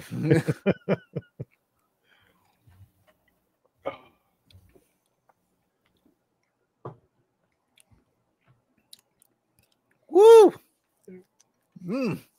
All right. You say there's cranberry in that? I think so. Is that sour? Sour Oh, ale that's with right. Yeah, cranberries, sour ginger, already. cinnamon, and nutmeg. I'm gonna give this a as somebody who doesn't generally really like things that are like gingerbread cookie-ish. This gets a big pass. This or a big like yes, this is good. Really? I agree. It's got the right amount of sweetness. Hits the sour, your sour notes in the back here Yeah, pretty yeah. well. It's got like the sour smells like I'm getting orange. It almost smells like orange cranberry like muffins. Oh man, that sounds amazing. I wish now that I would have like critiqued the grape seltzer like that. Wow. Man. Getting aromas of the hood with a little.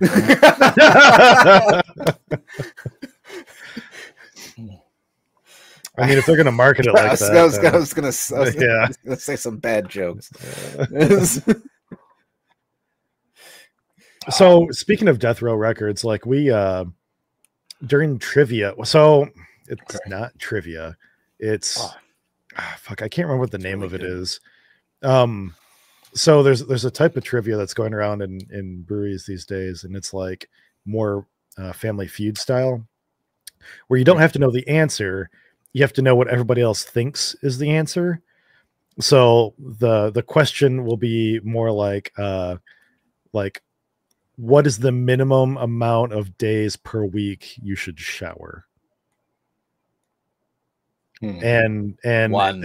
it's a survey. It's a survey set, you know, across the entire U.S. of like people that play this game, and you get 1 point for the fifth most popular answer, and then the 2, then 3, then 4, then 5. And one of the questions a few weeks ago was like, what is like the most popular record label or something like that? And I think we guessed Death Row, and I don't even know. Shayna might remember. I don't even think Death Row was like one of the top 5. Oh no, it'd probably be Capital. I think Columbia House or Capital or something like that was. Yeah, maybe it was Capital. I think Columbia became Capital, and probably like Roadrunner. But like even then, like the answers don't even have to be right. It's just what people think are right. Like it's you write in your answer. Yep. So the answers could be totally fucking wrong. And yeah, like what is the best Christmas movie, you know, that exists. Yeah, I was gonna say, how many people said Die Hard? Get out. Yeah, I don't know. But it's fun. They do it at One Well on Tuesdays, and they do 2 rounds of it. First place takes $20 and gift cards, and second place takes 10. And I think every week that Shayna and I have gone, and there's usually a couple other people with us, we at least walk out with $10. So we're kind of saving right now, and eventually once we get like a couple $100, we're just going to buy like an entire round and dinner for like everybody that comes out to us or something. That's kind of our plan. So yeah, yeah, that's fun. If you guys have nothing to do on a Tuesday, actually tomorrow we might be there. So I think we're going to go to Taps on Tuesday down at KVCC. We haven't been in a little while. Is that going on tomorrow? They're not closed for the holiday? There's an event for it, and they just posted their menu for tomorrow. So let me know if you go. Yeah, we plan on it. The reason we haven't been in a couple weeks is because I've had meetings running like late at work. Because you know how it works. The company I work for runs like on majorly like California time. Yeah. And so like meetings sometimes are like 2 p.m. for them that are 5 p.m. for me. They drag a little bit long. So yeah. Yep. Yeah. If you do wind up going, let me know. I am starting Thanksgiving prep tomorrow, but I might be able to get away tomorrow night. And did you see Kevin Penn's post on like yes, Thanksgiving prep, like on what day you should be doing what? Like that was a cool little guide. I should save that off. I do things a little different. I haven't talked to him about it and text him or give him shit. I mean, not that I would give him shit. He's an amazing chef, but I just think there's some things I can do that I can prep even the day on Tuesday. Like he has a lot of his prep and cook work on Wednesday, and I try to split it up. So I'll do a little bit more on Tuesday and then most of it on Wednesday. And I'm actually trying to get into Thanksgiving this year where the only thing I'm actively cooking the day of is the turkey. Are you flipping a bottle opener? No, I'm actually flipping a knife. Oh, I could hear it. Sorry. Is that the bottle opener? No, it's fine. Yeah. I fidget with the same thing for the same reasons. The bottle opener is in my backpack that I take to work. Oh, nice. Yeah. So you can fidget with it there. Yep. Yeah. Between this and my light ball, I think these are my 2 more recent fidget toys. Yeah. Shayna wasn't sure what to make of the light ball. It was very... Oh, well, hold up. Back it up. What are we talking about? Fidget toys. Oh. And that. Okay. It doesn't look quite as good on camera as it does in real life, but yeah, it really is pretty cool in real life, and it does a lot of different things, and you can connect to it in your app, and it changes. You can set it to do custom things and the brightness. Interesting. But this sets on my desk, and I throw it around, and yeah, light ball. Why did Shayna doesn't like the light ball? Why? You still don't understand. She's gonna come at you in the chat in a sec. I expect it. So I had my wife come down, and because I texted her, I'm like, you should try this beer. It might be something. So she tried it. And now I have to go back to Megabev and buy more. Oh, she likes it that much. Okay. Yeah. Nice. Yeah. I'm a big fan of Prairie, so I'm gonna have to go check that out. I will highly recommend this because everything I've had from Prairie has been just fucking fantastic. And like, I don't know who I was talking to just recently about beer, but like my palate has been moving a lot more towards like delicate, simple beers. Like I want to taste the beer, and like how well you can make the beer. And I've been straying away from like these beers that have all these flavors, but this is just really well done. It's not every colored light thing in your house because of me. I actually have quite a bit of colored light shit in my house because of him. So anyway, yeah, I'll have to check it out. It is almost Christmas light time. Bomb was my first introduction to like more like sweeter, flavorful, like big stouts. Like I think that was one of my first. Yeah, Prairie Bomb. Yeah. The Megabev on Oakland here has got a bunch of Big Prairie stouts. The West Main one did too. Yeah. But they were like $14 a fucking bottle. Yep. And I'm like, I couldn't do it. No, I remember the first Prairie Bomb that I picked up. I think I paid like $5 for the bottle.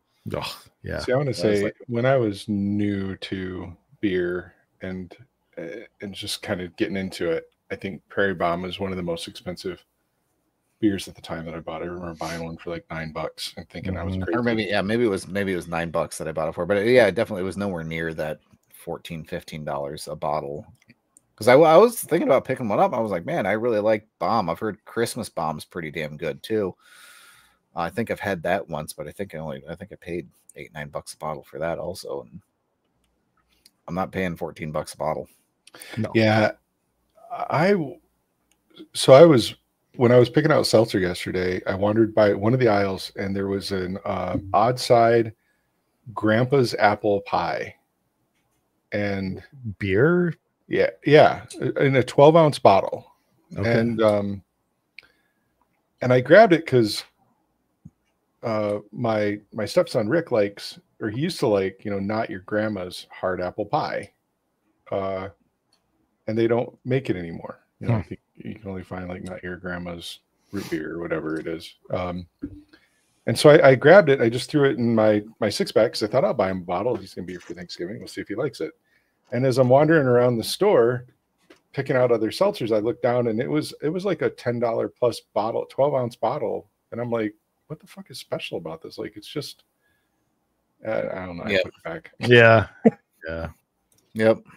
I mean, that's how it was with the Prairie stuff. I mean, it was their normal squat bottles, a 12-ounce bottle. I'm like, I'm not spending $15 for a 12-ounce bottle. I'd be hard pressed to spend $15 for like a 24-ounce can of something. And there used to be a lot of people that would, but I feel like a lot of those people have moved on to whiskey and bourbon now. Yes. Yep. I know a lot now more those people, prices are going to surge. They already have. Yeah. And it's harder to find a lot of that stuff anymore. Like you can't even find Buffalo Trace. Like, which is dumb. Like it's a $25 bottle of bourbon. I know. Although I will say the Evan Williams Bottle and Bond, the 100 proof stuff, that is fantastic for what it is. And again, that's like another $20 fifth of whiskey. Or $17.92. I've heard that from multiple people. Probably my favorite bottle of bourbon right now. And it's like $34. $17.92. That's Barton, right? I think so. Just about anything I've had from, like I've had very old Barton. Like if you go down to Indiana, you can find their very old Barton, whatever. Their best like fifth, which is I want to say they're 100 proof, is going to cost you like $18. And it's fantastic. Well, it's like I was going to say is Costco's bourbon reserve is a Barton, and the past 3 or 4 iterations of and they're Ben Barton. phenomenal. Like, Yep. great bourbons.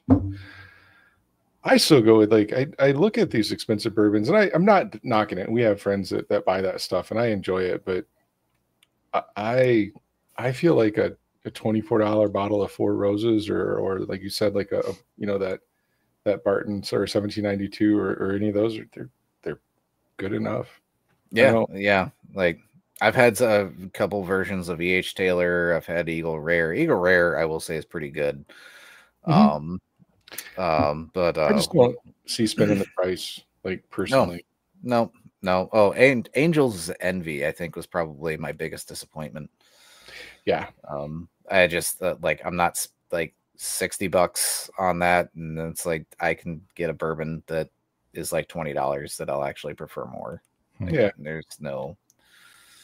I want to enjoy what I'm drinking. I don't care what the price is, really. And what I'm finding with bourbon is that I really don't have to spend a whole lot of money. Yeah, and I'm not knocking people. I spend stupid money on stupid things like light bulbs. Oh my God, yeah, 100%. But like I just don't like. I said like light bulbs and stuff. I just don't. It's just not like I don't personally want to spend the money on the bourbon. I like trying some of it. Competitions. Yeah, like. So I'm not knocking it. I'm sure there's some amazing qualities in some of those really expensive bourbons, but like you said though, like not even being able to go and buy Buffalo Trace or other $20 bottles because they're just in high demand right now. It's kind of weird. If there was more like, I guess, interesting bourbons out there, like not necessarily like flavored. Like I don't really like a lot of the flavored, but one of my favorite bottles. And I fully understand why a lot of people don't like it, but it's the Basil Hayden's cask, which is finished in red wine barrels. Yep. Love that bourbon. Basil Hayden's is pretty delicate as it is already. It's a great entry-level bourbon. It's one of my favorites just because it is easy to drink. It's delicate. You get a lot of your notes, but it's not going to punch any in the face. And the cask version, like you get all that same like Basil Hayden's delicacy, but then you get this nice finish of red wine. And I never would have thought I would enjoy like red wine and whiskey together. But that's like one of the few bottles of bourbon I will be okay with spending $60 on, because I've got a few bottles sitting in my basement because I'll break them out like once or twice a year, or if something big happens. Because I just okay. I enjoy it. I really like it. It's interesting. It's probably not like if you want a bourbon, it's not what you're going to go for, because there's a lot more going on with it. But to me, I just really like it. And I'm fine with that. I don't care if people don't like it. I like it. So that's all that matters. Yep. All right, where'd the topic go? I don't fucking know. Well, I'm almost done with Seltzer 3, so I think I'm on 4. I am dump 1, so I guess it's 3. Yeah. This is drink number 4. I'm going to chug this down, hit the head, and then I'll come back for number 4 here. Okay. You can do it, Jason. We got to do this 6. Once a year. 6 minimum, and then right. and then we can call it good. Okay. Does this have on hold music? Because I got to hit the head too, but I can sit here and juggle for people if we need to. You go first. I'm not so bad where I need to go. So you go first. And I don't know if we have Jason. I hold on before for a sec. Maybe we should talk to Travis. Be like, can you make us a hold screen? All right, I'll be back. Did you just start playing music? Yeah, it's in StreamYard. What? You can do that? Yeah. Yeah. Oh, that's cool. It's that one's called Feeding the Ducks. Oh, here's the lo-fi. Why are we listening to music on stream? Never mind. Okay. I can find like the Genesis on hold music. That shit's like permanently stuck in my head. I hope they updated it from. They did. It's still, but like once you recognize the music and you like call someplace and you're on hold, you're like you know like what they're using, like because nobody changes the default on hold music. It's like No. Yeah. Well, nobody changes the on hold music because it's expensive. Oh, that makes sense. Yeah. Okay, that's fair. It is hold music is incredibly expensive. And a lot of the stuff that you can see online, like, oh, like this free stuff, all actually has restrictions on using it for hold music. Huh. So licensing it on hold music. I looked at, because, I used to, for 15 years, I managed telecom phone systems. You did what? I managed telecommunication systems. And I had no idea. That's crazy. Yeah. Amazing. You're welcome for your career. And yeah, I was like, the first time I went out to buy, or I was like, I'm going to find some hold music because I'm sick of this. And it was like $20,000 a year or some shit. I don't know. Something stupid. Do we have the hold music from Cisco? That's bad too. Hold on. There's a meme about it, which I probably shouldn't play on air. Never mind. I know. Yeah, we probably will get flagged. There, Travis, thank you. Yeah, thanks. No, I know the exact music though. Oh, so what other seltzers do you have? What when we're going to go through 6? What are they? I don't know, because I bought them and I stuck them in my fridge, and I've just been pulling out whatever is closest to my hand. Okay. I know I have a ranch water in there, but that's the only other thing I remember for sure. Do you have ranch water? I see you reach. No, I have. So, did I mute myself in time? Did you catch half a burp? No, I didn't. Oh, cool. I have a Long Road Scandinavian daiquiri. What the fuck is that? I have a Dunkin' Donuts spiked iced tea. Oh, dude, what did you buy? I have a Sonic mango. Dunkin' does coffee, not tea. Like, yeah. Why wouldn't you buy the Lipton? Because they didn't have singles. Oh, that's right. Three Floyds. I've got a Three Floyds seltzer with pineapple and mango. The artwork on it actually looks pretty cool. Their artwork is all super like metal. Yeah. There it is. Yeah, that's cool. Oh, it's kind of like video gamey. That's cool. And then in celebration of his giant massive dong, I have or no, I'm wrong. I have an Arnold Palmer by John Daly. Sorry, wrong. Oh. I don't know the size of his dick. What's the reference? I don't get that. What do you mean? Yeah. President Trump in one of his rallies talked about the size of They already came up with a drink quoting that? No. I was gonna say, Jesus Christ. I was trying to connect it to be funny, and I got the golfer wrong because he was talking about the size of Arnold Palmer's. Yeah, I remember seeing dick. And I have it. It is an Arnold Palmer. It's probably about that size, but it's not. At least that girth. It's a John Daly branded seltzer. Okay. Called Good John Boy. Daly's is called Good Boy. The John Daly cocktail. Which, I mean, John Daly probably has a huge dick too. So good.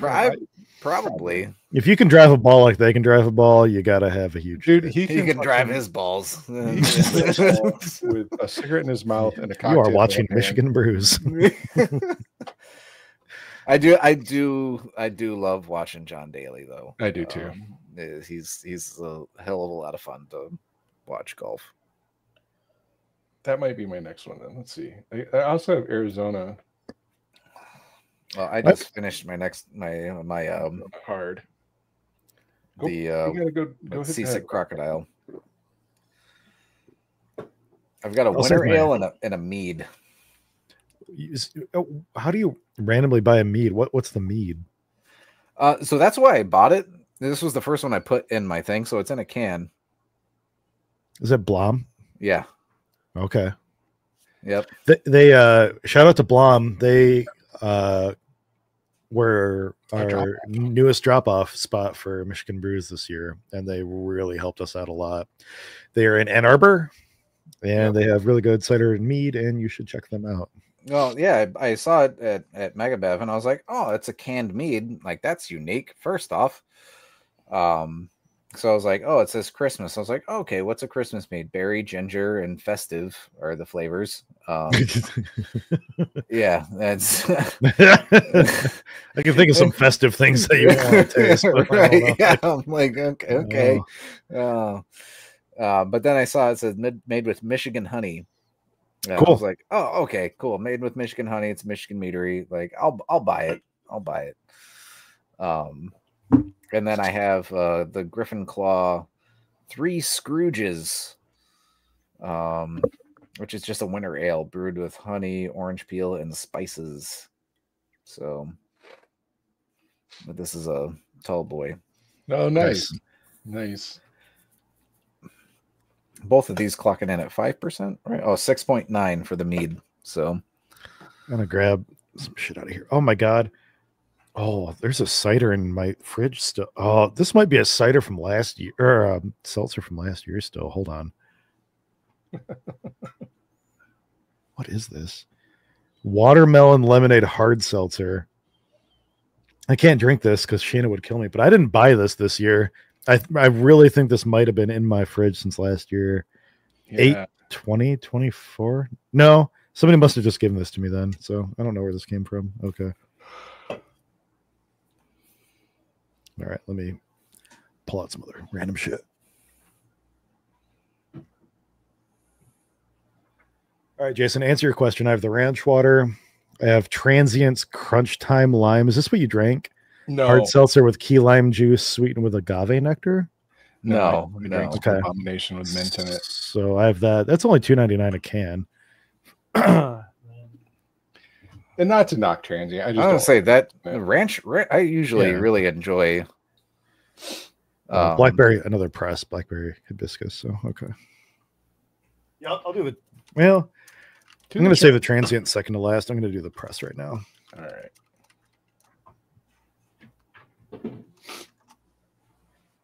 I don't know where I'm going. I'm probably going. I talked about John Daly's dick. I should drink. You're going night. Just drink it. Just drink it. All right. I'm in between. All right, I'll be right back.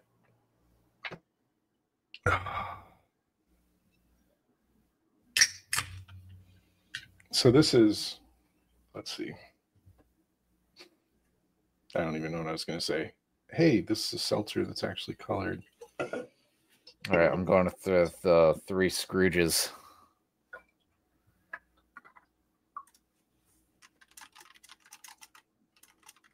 John Daly, grip it and rip it. All right. All right.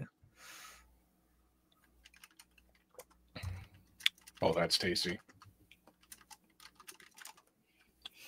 That's good. Is it good? All right. Yeah, I mean, it doesn't even really taste like alcohol. That's dangerous. It's just it tastes like brisk. Oh no. What was that one? The Three Scrooges. What is it though? Winter ale brewed with honey, orange peel, and spices. And I'm getting a big old note of allspice. Yeah. Pumpkin pie spice. Yep. Bottoms up. I'm gonna pour a small pour of this because oh god, it smells like pumpkin pie. Like I swear to God, it should be like written in law that if you use those mix of spices. All right.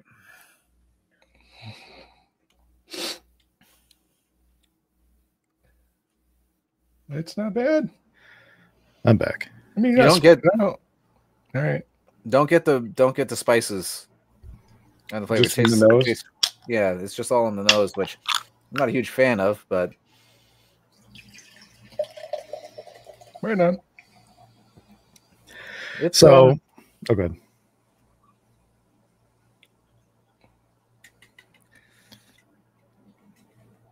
I don't know, I'm drunk. That's gotta be it. That's okay. All right. I'll take that. That's fine.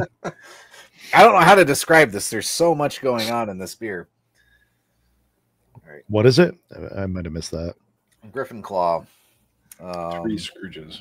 Yeah. Oh, like a Christmas ale? Winter ale. Winter warmer? Brewed with honey, orange peel, and spices. The little spice makes everything nice. And this rich malty winter ale with molasses, honey, orange peel, and clove. Okay, I'm that the clove is what I'm getting. Do you guys remember our winter warmer episode? I don't. It was like a couple of years ago, I think. Yeah. And we've bought a bunch of like spiced Christmas beers, and they were all fucking like terrible. I feel found out that I fucking hate winter warmers in that episode. Yeah. Like there were so many episodes that we did where we like had a theme and then we kind of like talked about it and bullshitted our way through stuff, and it was just like I feel like this is like a like it was like a drag. Like why am I doing this? Like I feel like these episodes are more fun, and that's what I. It's honestly, there's benefit. Yeah. I get where there is, but we did. I remember, I think we both kind of fucking phoned it in for like the Scotch ale episode. I mean, and hell, we talk about, so we didn't know what the fuck we were talking about with cider. But that led us to Andrew Blake, which was a great episode. It did. That was we should do that again, maybe, because maybe his connections will be better this time around. Maybe. I want to say too, in defense of our Scottish ale episode and our, apparent knowledge or lack thereof, I track my homebrew entries pretty extensively, or at least I do this year. I have this year. And I brewed a Scottish heavy at the beginning of the year. And it is the most awarded beer by percentage that I have made this year. I think I threw it into 7 comps and it medaled in 5 of them with like a lot of golds. Nice. So maybe I just took what we supposedly learned in that episode and just like channeled it into that beer. Yeah. That's good for you. But it's honestly why I feel like the next year, if we and what we just I literally just came up with this idea about, kind of the next series that what I want to talk about next year today. And we talked about it for a few minutes before the show. But I feel like that whole series of shows is something that we are more of experts in. Yeah, that's fair. It should be, I think, better content. Yeah. Better conversations. But I don't think of our show or our podcast necessarily as like, I think of it as of beer chore radio. Like I brought this up to you before, like of stuff that people listen to while they're like racking their beer or cleaning their equipment, or like I like being the background noise. Yeah. And I'm okay with that. I'm good settling myself into that position. Oh, I'm fine with it too. That's why I've actually, I told you, like the last few episodes we've done, which are just bullshit, I'm good with that. I'm a lot happier. I was just excited about, my mind is really on the beer comps. It's getting to be the end of the year. We're going to start up Michigan Beer Cup again in January. Mm-hmm. And, hopefully we can connect with Aaron and talk about something else, and I'm just excited about beer comps. Yeah, no spoilers or anything like that because we don't have any of the details. But no, we are along with Matt Mead, who's pursuing his own competition. We are sort of pursuing another competition too. Well, Brian and I we've not always, but we've been talking about doing a spring comp ourselves, opening it to more nationwide spring comp in the near future for a while. And there's just some other people in the state that are also looking at another comp, and we're going to see if we can get together and do something together. We don't know yet. We haven't talked to them. But, just maybe combine efforts and get another comp. That reminded me of something, Jason, something I can, I guess, cover after the show or later in the show, fucking whatever. When you get drunk enough. Yeah. No, it just has to do with my time out in LA. it reminded me because you've been out there, and I thought about you while I was out there, and yeah, I can cover some stuff there. But backing on to what was more on track about the podcast, like I like the idea of just like talking about what's on our minds. You know, like what you're paying attention to right now. Like what are you looking at? What are you doing? And I know with me, you know, I'm not in the competition space as much as you guys. So for me, like a lot of my brewing is more coming from the aspect of new-ish father and figuring out how I can fit that in. Like I think in my entire like career of brewing this past year, I've brewed the least amount. Yep. But out of the 4 times that I brewed, one of them took gold, and that was the There you only go. one. That was the only one I submitted to a fucking competition. So like, you know, I still got it. Damn it. Yeah, I was like, I'm focused. Like I'm brewing things that are. Says I'm channeling the other way because I can't brew, and I really haven't been able to brew much at all. I like you, but mine's for moving, not because of children, thankfully. And so I'm like pouring my mind into the competition stuff because that's what I can do and what I can focus on and still be involved in the community. Yeah. Danny, I would love a Michigan circuit. Like, I think that'd be cool if we can get enough of that stuff going for sure. Right. We've talked about it. They've reached out, you know, and they wanted us to do a Michigan circuit. You know, Matt Harold and has talked to us a couple of times, I think. Well, he wants us to be on the Master Homebrew Program circuit. Yeah. The Circuit of America. Yeah. Yeah. Sorry, what was that then? State of Michigan. Like a Michigan only, like the West Michigan Brew Off, and the Michigan Beer Cup, and then the State Fair, cool like a Michigan only circuit. Yeah. So that leans better now that I'm on the same track. I was going to say, so we have talked about trying to do something with a bigger Circuit of America, but I think even this comp that we're talking about now is still going to be a Michigan only, at least initially. You know, I think we might open it up more later. I don't know.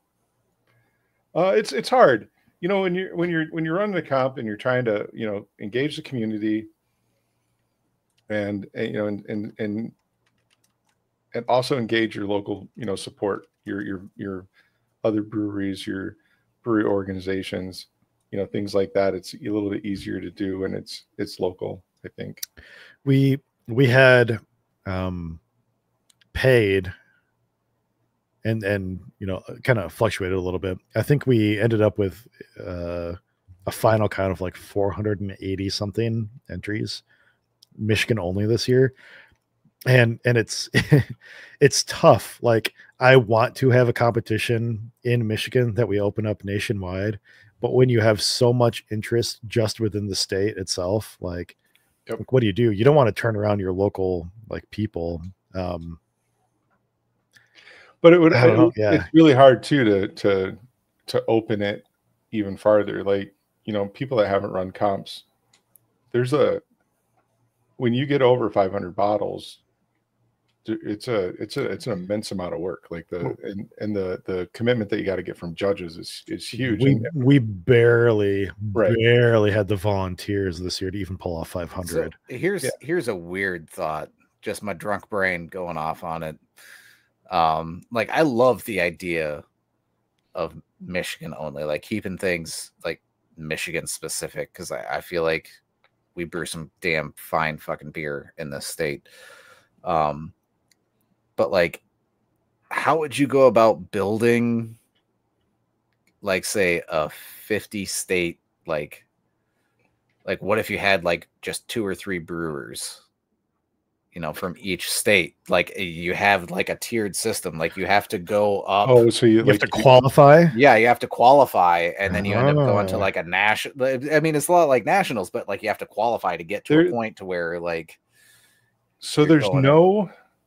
That'd be hard as fuck to that's like an invitation. Invitational. Yeah. And so that's actually one of my complaints with beer competitions in general, and like NHC. You know, and I've said this on the show before, you know, years ago when NHC gave out like no feedback, everybody was like, oh, it's the big show, you shouldn't expect feedback if you're competing at that level. Fuck and that. You should get more.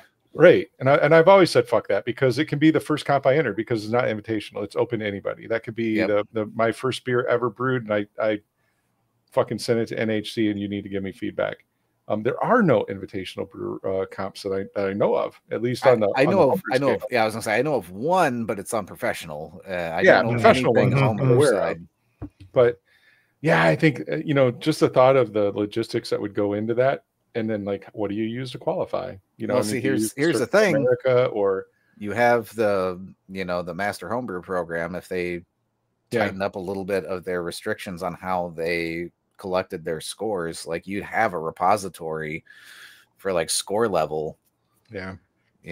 It's just a huge pain in the ass, but it'd be interesting. There's no doubt about that. And like, how would you do it? Because you'd have to take like the whole year and then like invite them to something next year. So they couldn't necessarily be the beer that they brewed to like score a certain right. if you did it like score gated, like you had to be like score 42 and above or something on a beer. Like, and then to be honest with you, those are the brewers that are going to fucking play in that game are already brewers that are used to getting their rocks off and medals and shit anyway, so they don't need another special.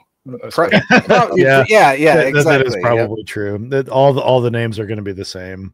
Yeah. But I mean, because competitions are a money game too. They are.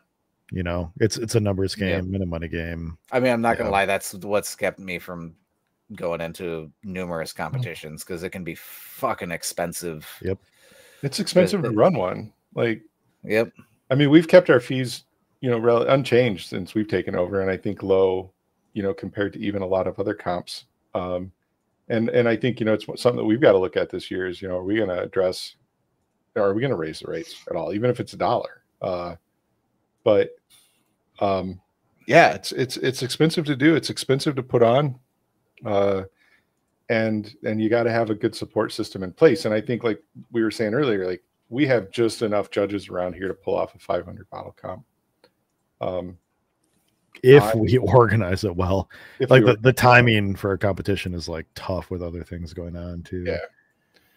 And I mean, we made a lot of good connections this year, and I've got a lot of out of state judges that are interested in judging for us next year, so we may be able to bring in a few more judges, but it's we just need more judges or we do a couple weekends, but even then that's like a lot to ask. Dude, we did 5 judging sessions for Beer Cup this year, 5 different dates to get us to the point where we could handle enough on the big day of judging with the judges that we had.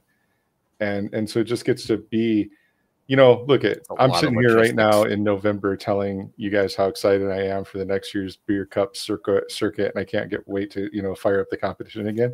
But Brian knows, last June and July, we were both talking to each other like, why the fuck do we do this? This is I fucking hate this competition. And I mean, we were both like, it's crazy. That's holding it in Kalamazoo. Not holding it in Detroit, where we had to drive over there like 5 times in a year. A lot.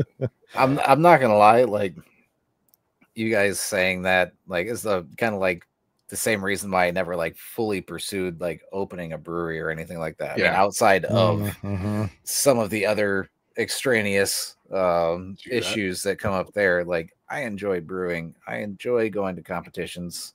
The few that I submit to, I like to. And I just right now, 1, don't have the time, but 2, like WWE style brewing belt. You help me get a $500 sponsor, Danny, and I'll make it fucking happen. Well, so here's the thing, Danny. This is something that I brought up to Jason before, and something that I kind of want to do, and I don't know how we'll make it happen or if we ever will. But I thought of something along the lines of like a best in show, like Super Bowl style, like ring. Like a fucking like blinged out, like giant ass Super Bowl ring, like for best of show prize or something. Bling. So we finished the competition last year with just enough money to buy medals for next year. Always been our goal, I told Brian, as long as we want residual, as long as we end the year and we can afford to buy medals before anything else, and then the entries that we sell is what funds the competition, what pays for all of the other shit that we've got to buy. People don't know cups are fucking expensive, and you go through a lot of them. It's somehow, it's stupid. but that's the kind of thing. Like, and so we just need more sponsors. And we've got, Brian Fisher couldn't join us tonight, but Brian Fisher's on our team now to help us drum up. He drummed up a lot of money for us last year. Insane. He did so good. And we're trying to get the word out to more Michigan breweries. And we made some great contacts last year. Even in the last couple of months, I think it'll be a big help for us. Yeah. Maybe add $1 to our entry fees. We're going to add $1 to our entry fees just to make it through. But yeah, it's just trying to get more partnerships, and Brian Fisher last year, he connected us. I think it was Saugatuck next year wants to do more and be more involved. There were a couple other breweries that like reached out and they were like, without OneWell this year, we couldn't even have done it. Yeah. OneWell, I mean, besides just the money sponsorship, the locations they gave us, and letting us use their space and that kind of stuff, that's immense. And so that will be, again, it'll be in Kalamazoo at OneWell again. I mean, OneWell's been kind of a cornerstone to, our homebrew club and brewing just in general in this area. They did really well with it, solidifying themselves into the community. Last year, Jason and I tried to scope out places like even down at Bell's, or other places. Bell's would have been just post buyout Detroit. Last year, right? Yeah, exactly. So we really can't count on Bell's anymore, probably. But like everybody wanted money. Yep. For us to be there, even if they weren't going to book the place for the weekend that we wanted to judge, and OneWell was like you own the space, you're paying for it anyways. OneWell was they weren't even like, I guess we can do that for you. They were like, fuck yeah, like please do it here, sort of thing. So, hell yeah, cool. Fucking love it. That's I've always loved OneWell. All right, Danny, I'm not promising it, but it's actually only $209. So it's fucking £6. We'll look into it.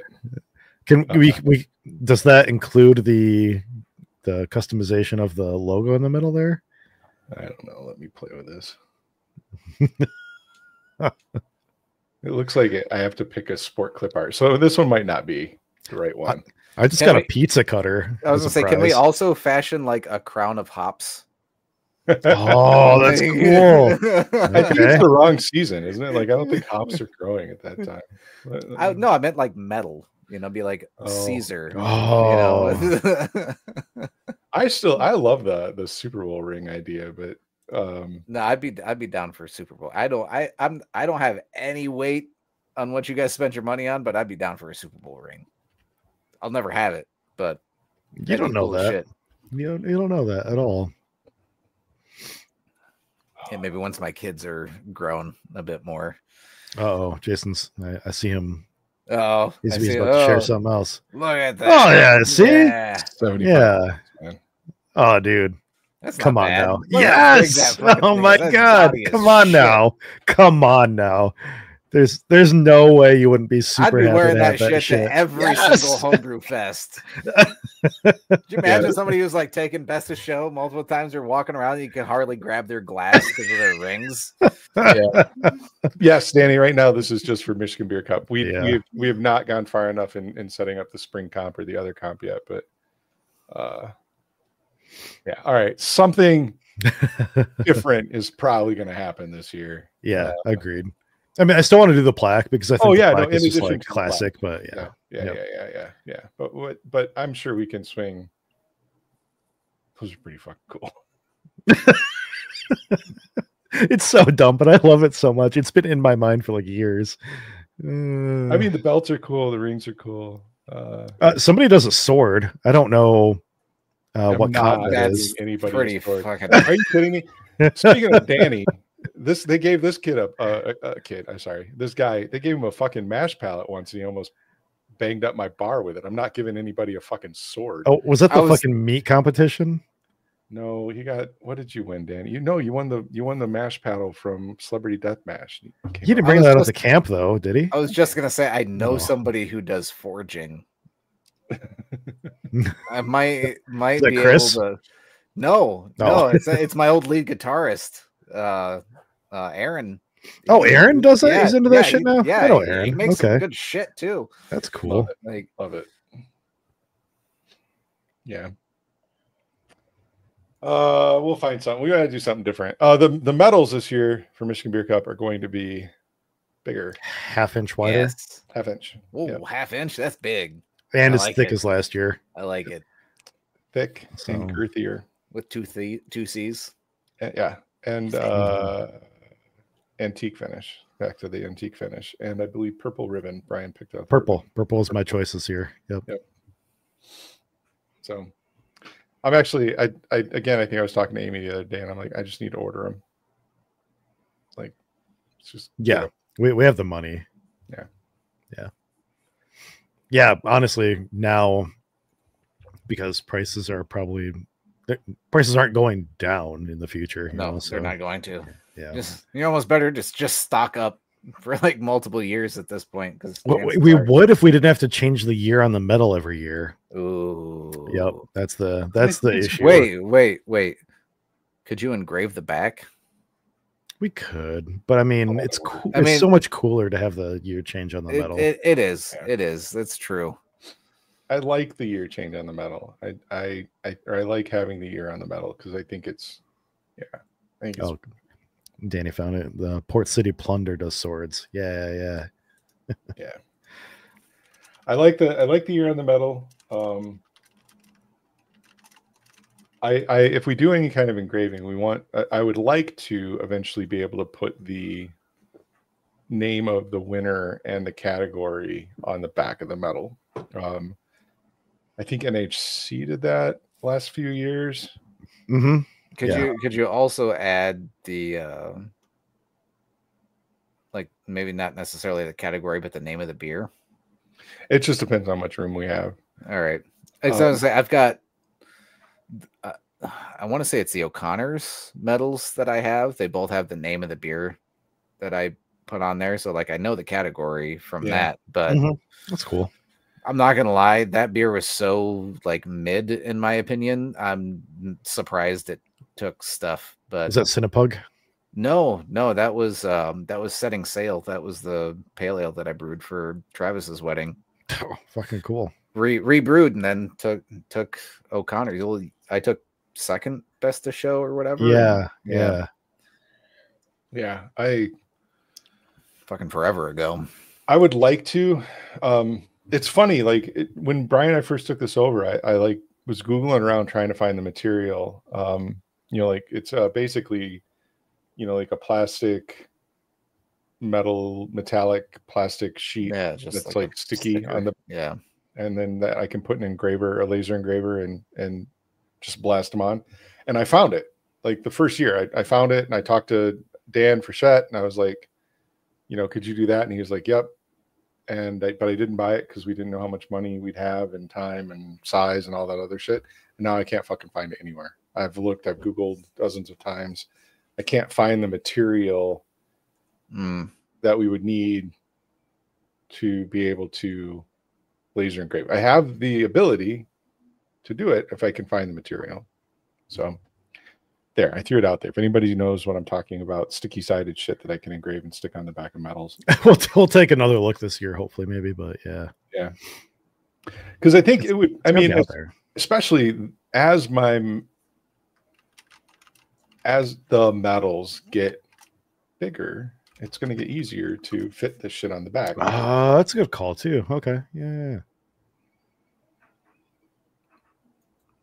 We could we ask the place that we bring the Keeper's Cup to get engraved if like they have that shit or can sell it to us or something? I think I talked to them about it, or I asked one time when I was in there. But so the thing is like there's a girl that like mans the desk, and the guy that does the actual engraving stuff wasn't there, and she was like, "Oh, I'll have to ask him," and then I never heard back. So yeah, I could probably try to pursue that more and send him a message or something. Fair. But yeah, it just needs like a sticky sided engravable material that I put something in chat, Jason, in the private chat. That's really fucking dark.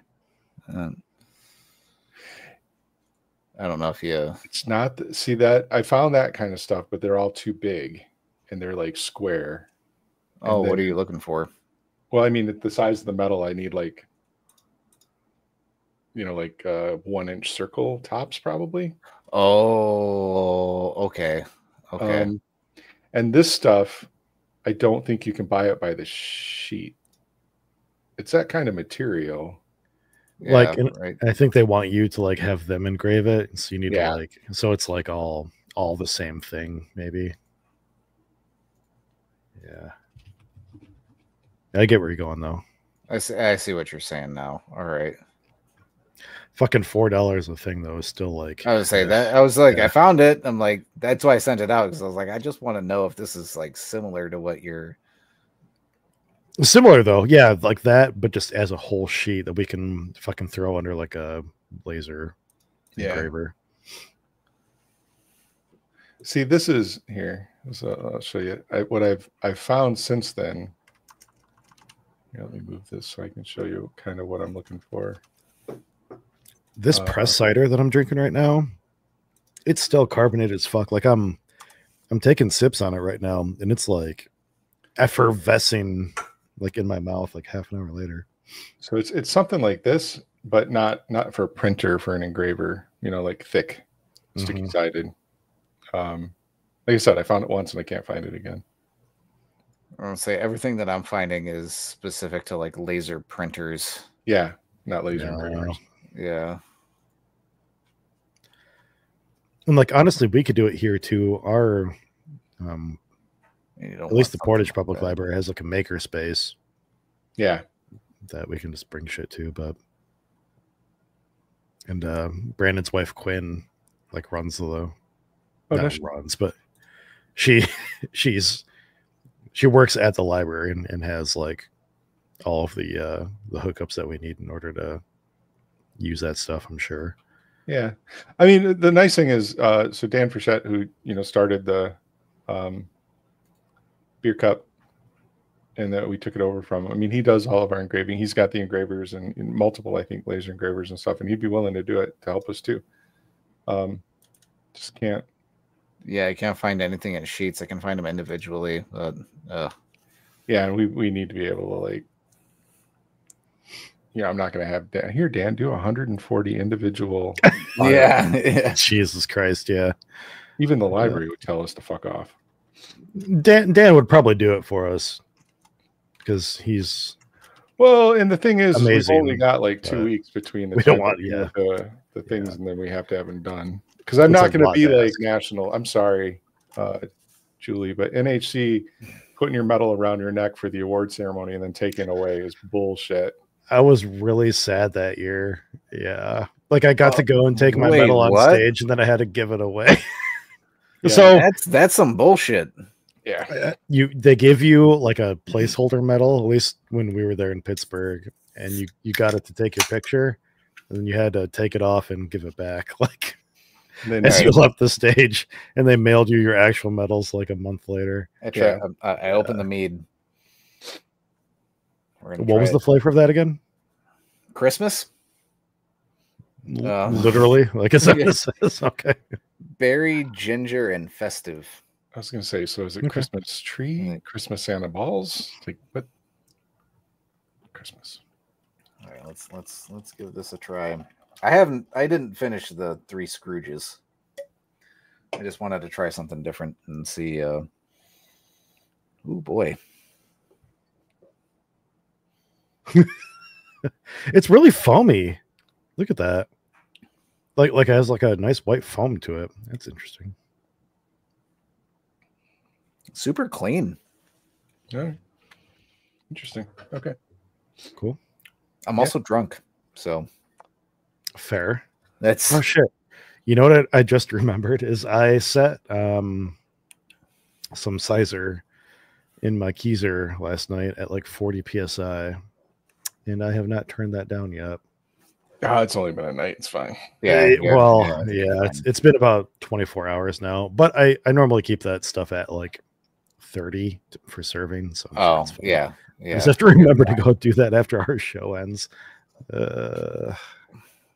I got I was gonna say, speaking in terms of like brewing, I had tried to rebrew my European dark lager that I took gold at homebrew cup with. Didn't have all the dark malts I thought I did. I'm doing real great on keeping inventory. So it was a little light, and it's turning out more like an amber lager. That's cool too. That yeah. sounds. It still sounds delicious. I mean, it's gonna be good. It's pretty much the exact same recipe. Oh, I did change the finishing hops though. So instead of Holler Tower, I think I'm using I had Amarillo, and I was like, fuck it, whatever. I took like a half ounce and threw it in at 5 minutes. Oh, that sounds cool. Like, so we'll see what it turns into. It's not going to be European, maybe it's more like an American amber lager. But Tim Wicklin just did something similar, and for the life of me, I can't remember. Part of me wants to say he like finished off a lager with like Simcoe at the end, maybe, and it was tasty. I can't remember, but yeah, shit like that. Like maybe that's the next evolution of American beers. I don't know, because like people, like you said, you're craving stuff right now that's like more clean and drinkable and clean, malty. Yeah, like I want nuance.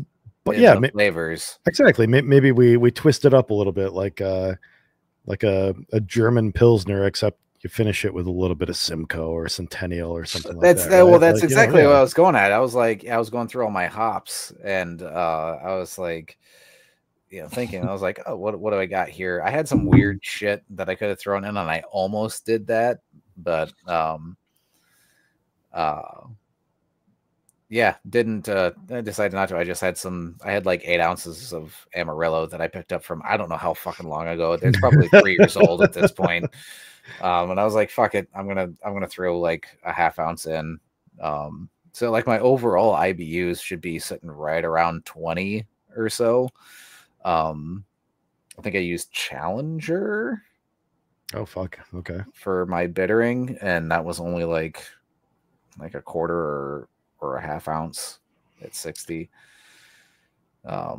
We just hit 2 hours, 22 minutes, and 22 seconds. Oh wow! Just 2.5 hours. We're just letting it go. It's. If I would have seen that, I would just fucking hit end stream and be done. Just bye. I still got 2 more seltzers to go, I think. I mean, I've got half of my 3 Scrooges, half of my mead. One more, isn't it? Oh, I'm almost through my 6-pack, guys. So I'll work faster. Chug. Were big fucking cans. That's true. All of mine except for the 3 Scrooges were 12 ounces. So I'm a lightweight. But I also have kids that are going to get up at like 5:30, 6 a.m. That's true too. If we need to go, we go. I'm going to open the. No, you're good. You're good. I'll slug my way out of bed at some point. I've committed to taking the little one into daycare, so right on. I'll get in on that. And you know what? I peed before, but I'm going to do it again real quick. So I'll be back. So I'm pouring the transient. All right. Sauce right now. It has that slight little bit of yellow tinge to it, like but I don't know if that's my guess is more. It's because it has lime juice and agave nectar rather than that weird yellow seltzer character that you sometimes get. It is. It's like I remember. Oh, holy fuck! Was it? No. Well, the aroma is. It's like a fucking. Like you're drinking a fucking lime. Oh my god. This would be Shayna's hell. I was gonna say Shayna. Yeah, you should come in here and smell it at least. It's like fuck you. I hate this shit. It's pretty good. I don't know. Part of me thinks it might be a little bit sulfury. It's possible. It's a real brewed seltzer. It's likely. There's just a lot of like aroma coming out of the glass right now. yeah, I don't know. It's pretty good though, honestly. Like I think fucking just lime and agave is a good combo. Were you up at Adesanya when Nicholas was working there and he brought us his like agave mead taste? Yes. So. So. He's still working there, and I think they might have taken that recipe and like actually made it like an Adesanya like Oh, really? mead now or something. But yeah, Yeah. I remember that thing being really good. I didn't actually mean for you to try. Did you go there after judging last week? No. We went there after the sorry, honey. Not the Kent County club competition, but the Pro-Am judging. Oh, okay. And dude, Adesanya, their beer is like really good. Their meads are really good. Like, I wish that place wasn't so out of the way or like small. I don't know. I feel like they're like underrated and under patronized, but they do a really good job. I remember I ran into Mark and Russ, and all right, I'm back. I heard that you were down at like Crafted Copper or something, right? Or they're like, "Where's Brian?" And I'm like, "Oh, he did the beer comp in Grand Rapids." And they're like, "Well, that was this morning." And I'm like, "Oh, he's probably at Asanya or something." Like, oh, he's not gonna come right home. Like, yep. I was telling Shayna like the night before, I'm like, oh yeah, like my plan is to like do the judging and like come right home. And she's like, yeah, right. Yeah, except you're not going to. Yeah. And I'm like, no, really, that's what my plan is. Like, I don't know if I'm gonna know anybody that's gonna be up there. Like, I have no plans to like stay up there. I kind of just want to come home. And then I go up there and I do the judging. Matt Mead's there, Brian Fisher's there. Matt's like, hey, I'm gonna go ref a hockey game after this judging. Like, you want to like, where was this? It's Grand Rapids this weekend. I was up there for a judging event, and so fucking peer. I am the worst at peer pressure. I am the most susceptible person to peer pressure that I know, and yeah. So I was like, I asked Brian if he wanted to grab a drink with me at City Bell and wait for Matt, and so I like City Bell. Yeah, oh yeah, it was great. City Bell's good. So yeah, just I don't think I got home until 5:30 a.m. Judging started at 9. Like I don't even remember what I did with my whole day, but yeah, wanted to be home around 1. Got home at 5:30. Yeah, that's just how you do. I'm also glad I didn't go. I mean, I know we talked about it. I said I had other things, but I was a solo parent this weekend, and I would have had to have let the dogs out before then, and I could. That's fair. Yeah, that would have been a bummer. So I did get to try Lori's beer at City Belt, though. I would like to do that, and I might, if it's still on next week, I might swing by and try it. I bet it will be. So Lori Kula won the Siciliano's homebrew competition this year in City Belt. Not only brewed her beer, but fucking distributed it to like at least 6 other bars, I think. She gave me a list of a bunch of different bars that were serving her beer. And fucking cool. That's so awesome. Dude, right? Like I had no idea that was even going to be a thing.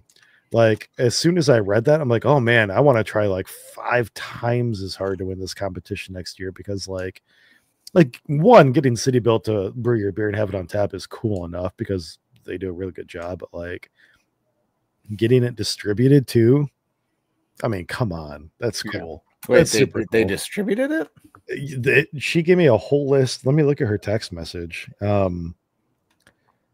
That's a huge fucking perk, dude, right? Because I mean, I know multiple breweries that will be like. Was this from winning a comp? Yeah, Siciliano. Yeah, the Siciliano. Oh, Siciliano shit. I have submitted to that competition a whole 1 time. Oh, and it was early on. I've wanted to. It's been on my list to submit to, and I just always fucking miss. She didn't send it to me. Somebody sent me a list of all the places it was on tap, but I don't know where that list was or who sent it to me. But yeah, it was on tap at a couple places, so it's super cool. That's really cool. I'd and like knowing that that's like part of it up there, I might submit a bit more to it. Not calling names out or anything like that too, but like some breweries just don't do homebrew recipes justice, which I get because it's not your recipe. Like, it's hard to scale a 5-gallon batch up to like a 3-barrel or a 7-barrel. Like, it doesn't scale linearly when you get that high. And no, it doesn't. You're right. And I'm assuming they have some sort of like IP contract with them at that point. I don't know if they get that complicated. No, I mean, I know of some breweries that have done it, and we have some that do it for Michigan Beer Cup, and they're just like, here, do this, and yeah. I guess when you're trying to scale it to size, you're changing the recipe a little bit, anyways. Yeah, and a lot of them, the thing is they'll be like, oh, we don't buy this malt. Yeah, we don't use these hops. We don't do that. And yeah, so they're different, But City Built did her beer justice. That's awesome. It was quite good. I actually have to say, Railtown did my beer without me, and they did make when I talked to them about, they did it without me because I was in California. I couldn't make it. Was that a black IPA? No, it was Colombian Grind. It was my coffee stout. Coffee stout, okay. And they told me too, hey, we're not gonna scale it because I put a half a gallon of cold brew concentrate in my 5-gallon batch, and they're like, we're not scaling that up. Oh my god! Yeah, I mean, yeah. I think they just wound up soaking some beans or something like that. But anyway, I mean, it was like I got to go there and try it after the fact. And it was fucking delicious. They did a great job. So it's a Grand Rapids brewery thing. I don't know. Yeah. I mean, like 8 years ago or whenever they first took the Beer City USA title, I was a little butthurt down in Kalamazoo. I'm like, but we have really good breweries and stuff, but they have 3-4 times as many breweries as we do right now, and they're all really, really good. They have some really good breweries up there. So yep, no harm, no foul. Yeah, that kind of leads into what I was talking about California. Not to distract. I know this is Michigan brews. We're all about Michigan brews. And this is a good time for McAfee to come up on my computer. I don't know why it's installed. Anyways, yeah. What is wrong? What's my wrong? Stream?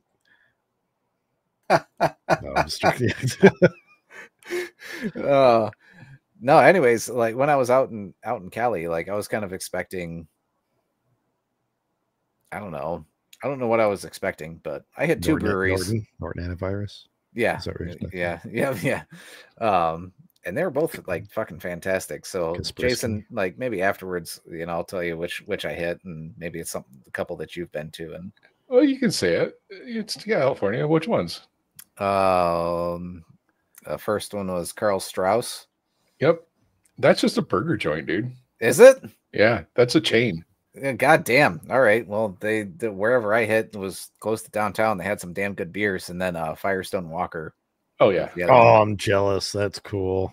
I will say, so my brother has been touting Firestone Walker, and they go to the Invitational every year. Him and his friends. So he's been telling me about it for years, ever since he learned I started brewing.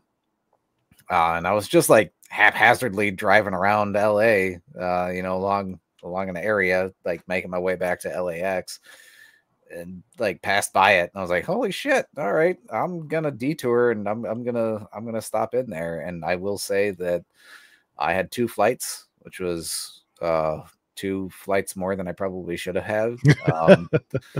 And every single beer that I had there was absolutely phenomenal.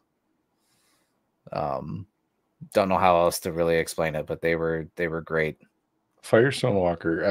I've been there yet, and yeah, they're amazing.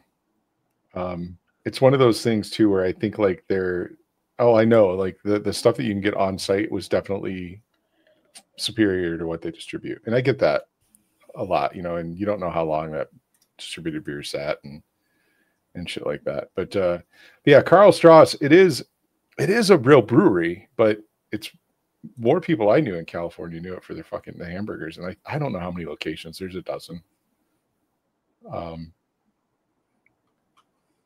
yeah, it's I wonder sometimes, speaking of like Firestone Walker and like how far it is away from us, like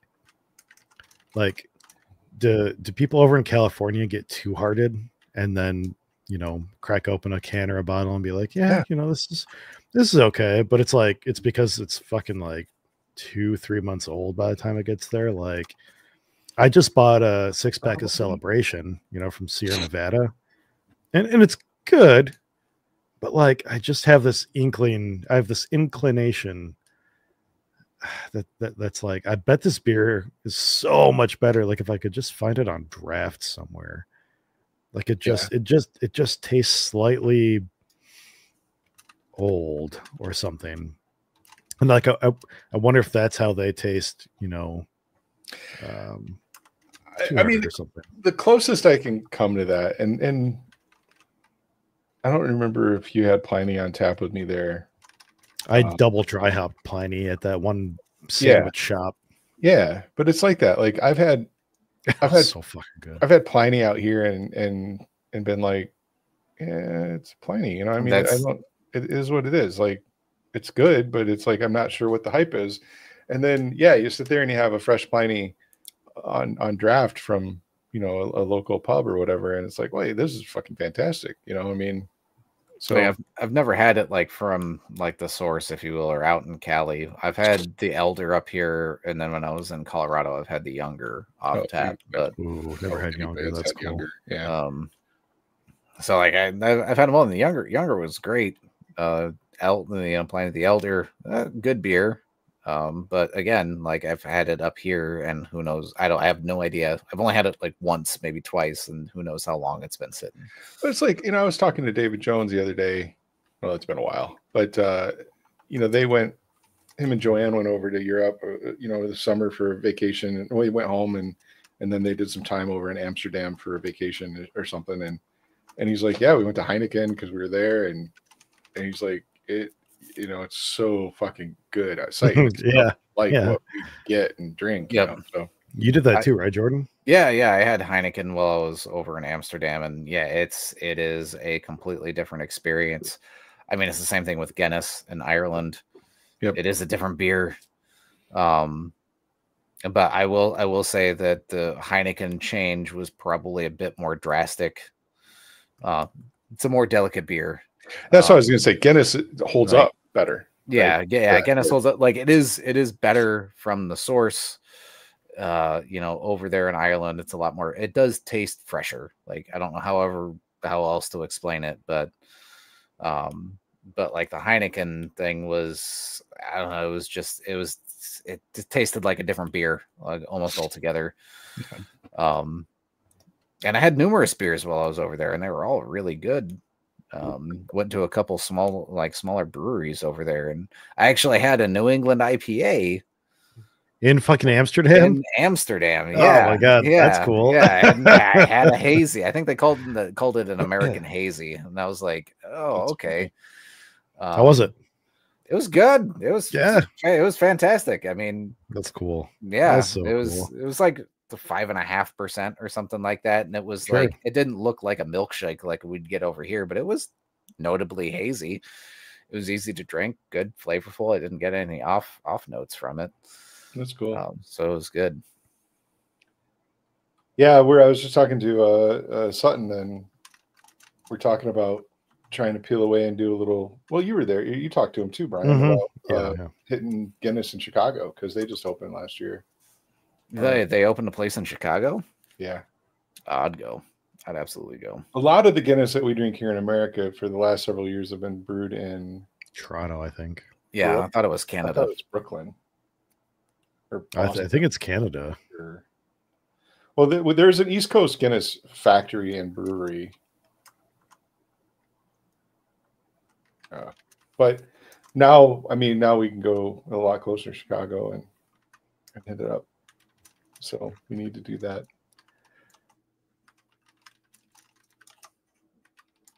I'd have a pint. Yep. I'd have a fucking Absolutely. fucking pint. Honestly, Guinness sounds really good right now, just to settle down. I was just gonna say, like, we were at Shakespeare's, Jason and I and a couple of people for the fucking Jake Paul fight, and you ordered a few Guinnesses, and like I noticed one of your pints was like, I don't know, you had like 10% left in the glass, and it still had like a fucking quarter-inch of foam on top. I'm like, Jesus Christ, like, yeah, like it's crazy. Where was I yesterday? I forget where I was.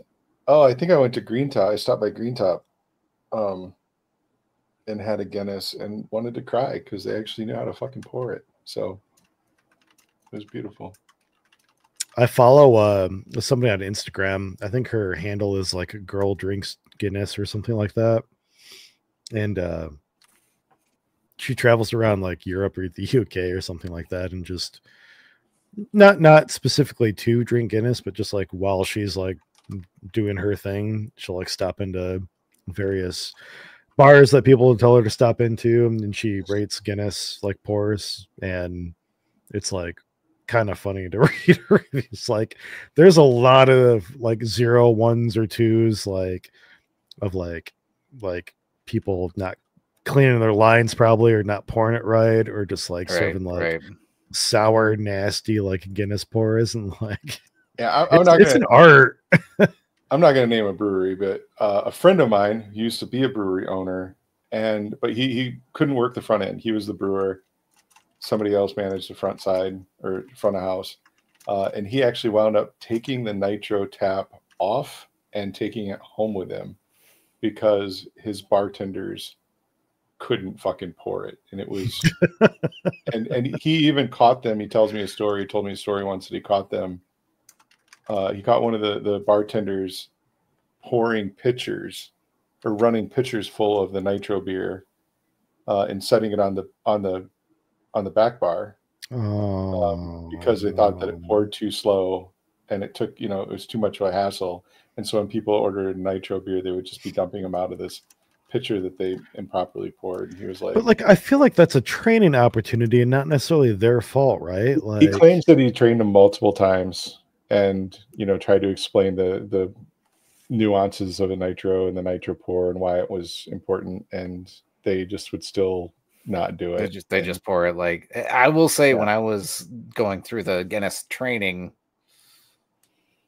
at the end of the tour, it was hard to break that like mentality. Yeah, I mean, me personally, if I owned a brewery and I told him this, I said this to his face, I would have found a new bartender before I pulled the nitro tap off. And it's heaven forbid you get like a side pull tap. No, my God. Dude, everybody go to fucking Seeds and just drink all of their fucking beer and their side tap or side pours and their nitros. Those side pulls are like fucking $250 or something, like for a tap. Yeah, that's insane. Yeah. I will have one when I build the house and I get the bar back up. I'm going to get one. Here's a question for you guys. You guys ever replace your gaskets in your Perlix? I start Perling. I know. So middle of the year, I ran into a bunch of issues with like competitions with like people saying that like my beers like had like an infected sort of note and this and that, and I had flow control taps. And I think the flow control taps I had were just like too hard to clean, maybe. So I I swapped out my flow controls and put them on a different on my jockey box, and I bought inner taps, and that seemed to temporarily have solved my issue. I don't know if that was my issue, but why do you ask?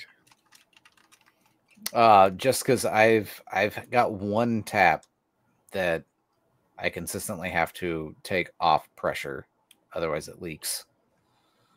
The tap leaks? Yeah. Yep. Is it one of the spring ones where no. Oh, I've got Okay. all like Perlic 504s or whatever the forward ceilings.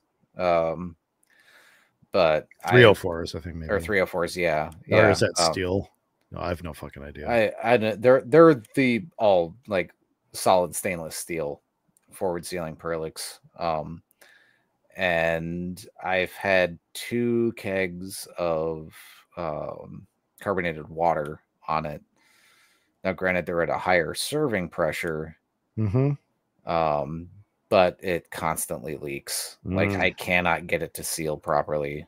But I haven't taken it off, and I'm just thinking like, okay, well, I've had these for more than 10 years, so maybe I just need to change that forward seal gasket. Take them off. Like I've like that's, and then maybe that's my problem. Like I've never taken them completely apart and cleaned them. Yeah, so, I mean, it's I'd likely.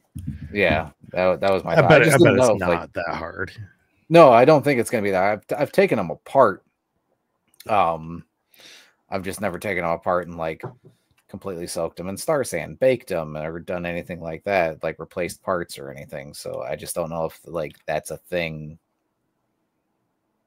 I'm assuming it is, but I think it's a thing. So even I only learned this like in the last year or two, like the plastic quick disconnects that we use for like our kegs and shit like that. Like you can take those apart too. Like you just take a screwdriver to the top of it, and like you can there's like 5 different parts you can like pull out of those and like clean out and stuff too. Like fucking I never do it. I didn't even realize it was a thing, but well, I know there's parts. Like I've never taken the like what I'm talking about is like I've never taken the handle off and like that whole pulled the ball out. Yeah, pulled the ball out and all that shit. I've done it. I've taken them apart like that. I've just never replaced the gaskets, but I'm sure that I'm sure they're not hard. Yeah, if you look on their website, there's got to be like a replacement instruction guide or something like that. Yeah, I was with Brian. I had all adjustable flow controls, and I had the same problem. I just didn't. I actually hated them from the get-go because I feel like I couldn't get I was always getting too much head, and I could never get them balanced right, and so I also switched to inner taps. I haven't. I've thought about going inner tap, but just haven't yet. I like the idea. They're fine. It's just because you have to have a forward sealing faucet for the tap cooler. Oh, that too. Yeah. Yep. And it was like I was pissed off at Perlic, and I'm sure there's other brands, but the only 2 forward sealing ones that I was familiar with were Perlic and Airtap.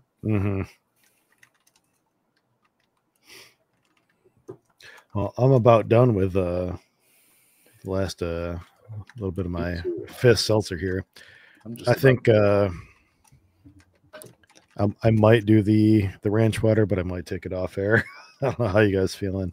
I feel like it's time to go to bed. Yeah, okay. I was gonna say, like, I'm pretty much done. I've got a little bit left of the mead, but I made it through 6 5/8.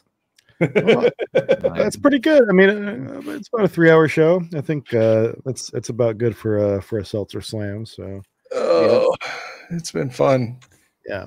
Well, we'll be back in a couple weeks, and we'll maybe we do a planning episode for what we want to do with the competition, shows and things like that. Or let's talk about it a little bit more, and we'll come up with some details for it and figure out how we're gonna you know, if we're going to brand it differently or change it. I still think there's an opportunity there to have some better community feedback. I want to reach out to, you know, some other people we know and see if, you know, like MHP is cool with us putting some kind of survey out. You know, there's an opportunity that we can get some guests on. We haven't done a guest show in a long time. Yep. But I still feel like it's still keeping it at the bullshit level. Right. Or Yeah, I enjoy the free bullshit form. level. I do too. So, but yeah, we'll talk about it. We'll probably do another show between Thanksgiving and Christmas, and then start up with the you know, competition series in January. Cool. sounds good. great. Right on. Merry Right. Thanksgiving. Merry give thanks. Merry Holly Christmas. Holocaust. Happy Yeah. turkey. Happy, yeah. Have a Devouring. good and safe holiday. Do And, some good shit. There we go. Right. All right. Don't talk politics and don't fuck up your family. Cheers to that. Cheers. Here's our oh.